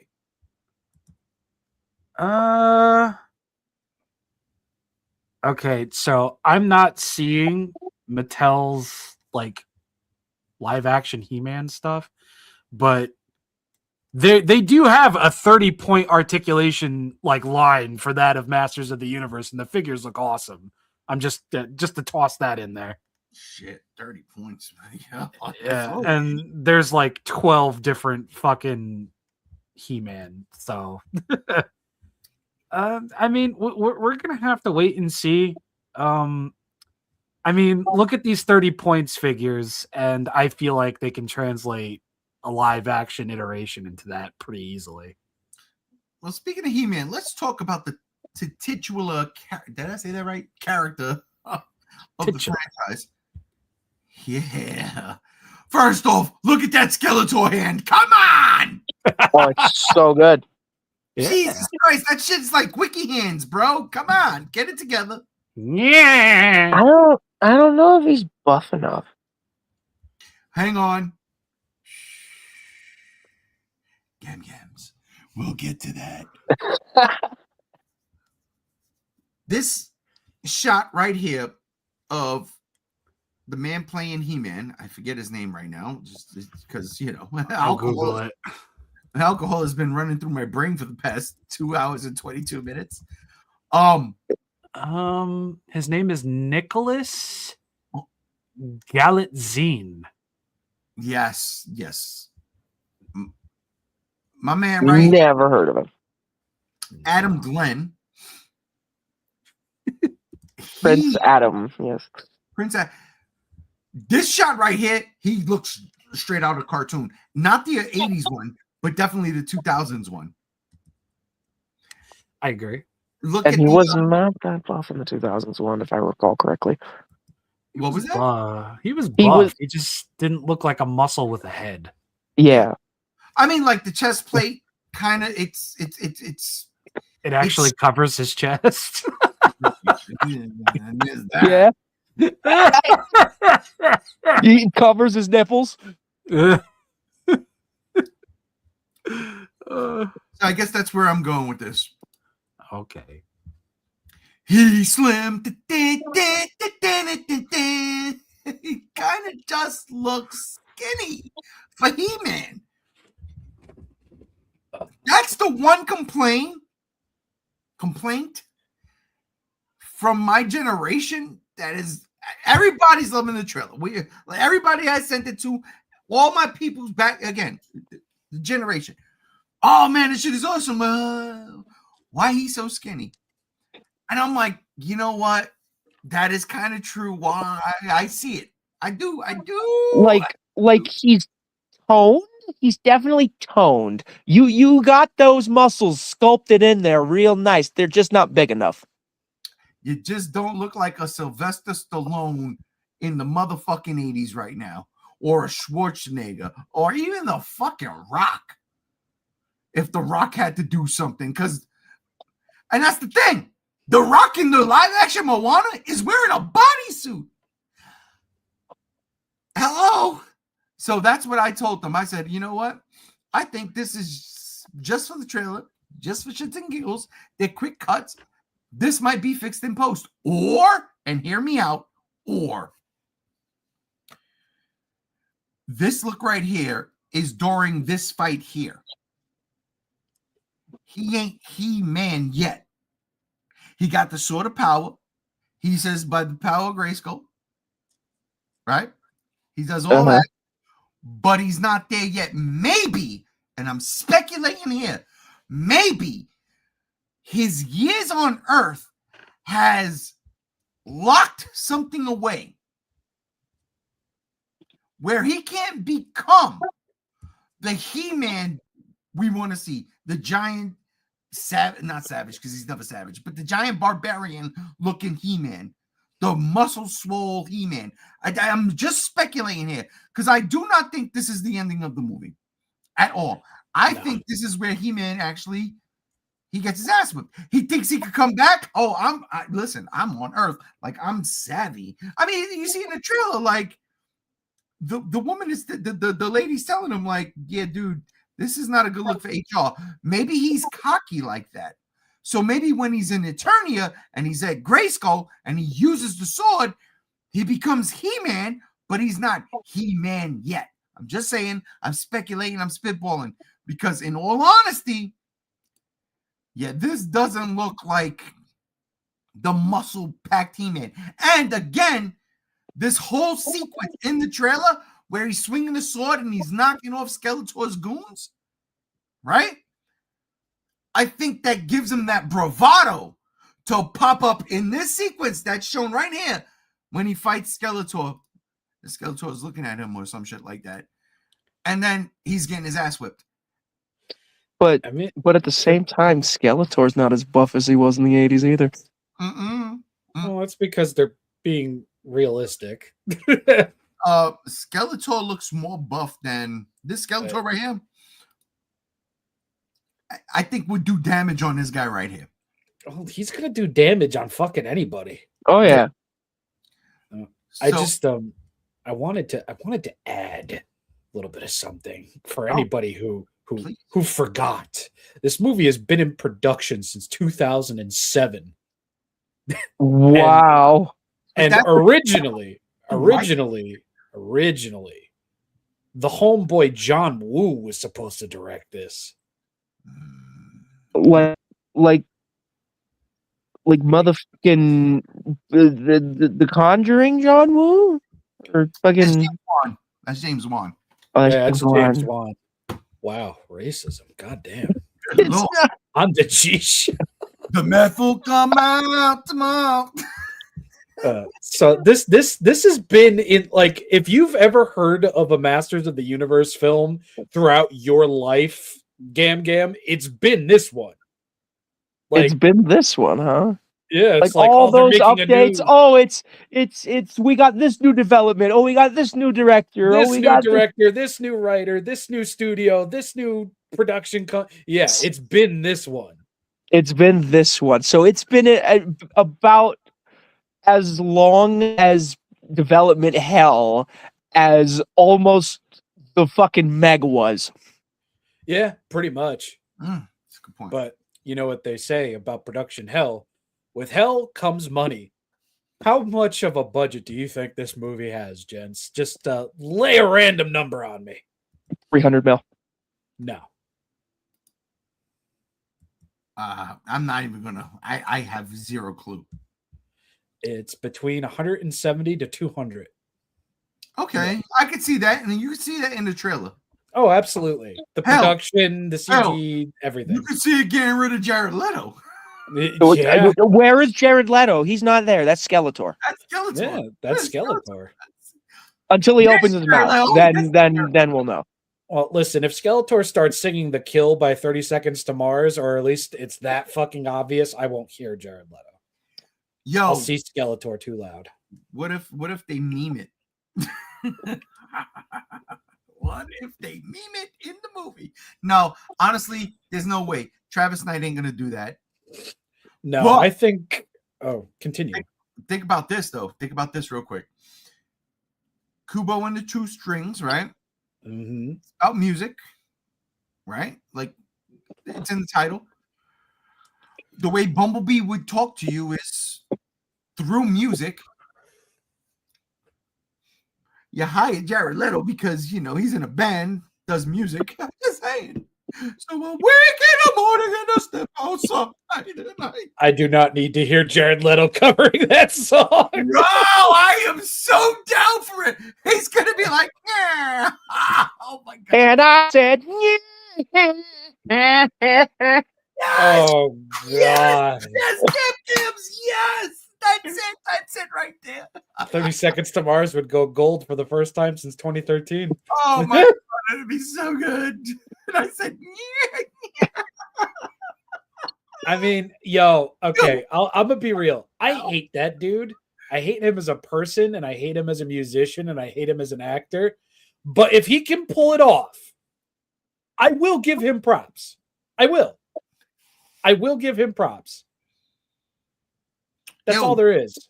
Real quick, going back to like the first topic of the day. Was his movie nominated for an Oscar? Who? Jared's. Which movie? Tron? Tron. No, nothing. Not even a blip. It wasn't nominated for VFX? No, not sound. Not that. Which is a shame because 9 Inch Nails did a great fucking job. I swear to God. So one of the teachers at my job teaches history of pop music. And he was talking about that because I was like, we were talking. He said, "Did you see the nominations?" And I said, "Listen, it's in terms of music, because you know he's a music guy." I said, "That fucking sin is the songs like," and he goes, "Yeah, Tron Ares." I go, "Oh shit, 9 Inch Nails." Man, shut up. Fuck. Tron Ares was shortlisted for a bunch, but it did not make any of them. Well, neither did Wicked. So, I mean, maybe someone's got to win there. I don't know. Well, I ain't seen any of them. I'm not interested, so I can't speak on it, but yeah. Same. Well. Oh, well, indeed. Listen, I know y'all going to hate me for this, but I'm going to tell y'all right now. 2:32, I'm going to call it. I know we had some other stuff planned, but we could do that next week. And oh yeah, we talked about Masters of the Universe for an hour. Yeah, and I'm sorry, but maybe that was my 80s child just running amok. But next week should be fun. Okay? Because next week, ladies and gentlemen, we are doing a new thing. We're not doing this year. We're not doing unpopular opinion on the last Friday. This year, we're doing a movie trivia thing. What is the title? I don't know. I hopefully will think of it by Sunday, and then it'll be there. But the first movie I do know is Jaws. So next week, we're going to have movie trivia with Jaws. And here's the fun part, okay? I will ask questions, and the cohorts will have 5 seconds to answer. 5. That's it. Which means it doesn't give them enough time to Google chat it, and maybe they might be able to, but I'm just saying. This is the future. This is this year of the Geek Out, of the G Show podcast going forward. I want to do on Fridays, every last Friday of the month, movie trivia night. Just want to have a good time, have fun, and yes, I am not lying when I tell you there will be prizes. There'll be 2. 1 in July and 1 in December. And I'm sorry, everybody else. I'm going to have to shut the comments off when we go into that because I don't want y'all spoiling anything. Gee, motherfuckers. So us and the cohorts. So if you want to okay, but no, hold on. Time out. What? it wouldn't be cheating. They would be participating, wouldn't they? No, they can't participate because I shut. Why not? It's a rule. Because it's a rule. That's the rule. So we get the prizes, but they don't. Yeah. That's not fair. No. Because they're not on. Yes, they are in, but they're not on. You see what I'm saying? We are on air. They are in there. You see what I'm saying? I think he sees what I'm saying. Okay. I get it. There you go. Yeah. So our inaugural. I'm so sorry, Spider-Man. Listen, Spider-Man. Oh, listen. You want to join? There's a buy-in. There's a buy-in. A buy-in to get a prize, bro. I'm gonna treat this shit like a motherfucking video game fucking company trying to milk them. What is it, EA? Oh yeah, we're EA Sports. We're doing microtransactions now. Yes. You want in? $50. No. Whoa. $50, man.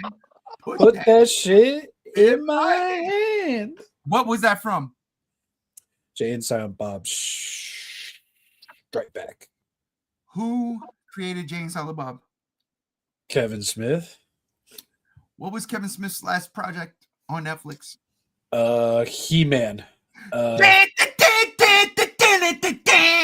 And on that note, ladies and gentlemen, I want to thank the co-host, the cohorts. I love you all. Damn, Rob, you set that shit up perfectly. Rob, thank you for joining us tonight. Thanks for having me. It's a joy and a pleasure. I look forward to it every fucking week. Salud. Gams. Bro, I don't know where else I'd ever spend a Friday night. This is the best. I love you. I love everybody that watches. Like and subscribe. I love you. I love you too, seriously.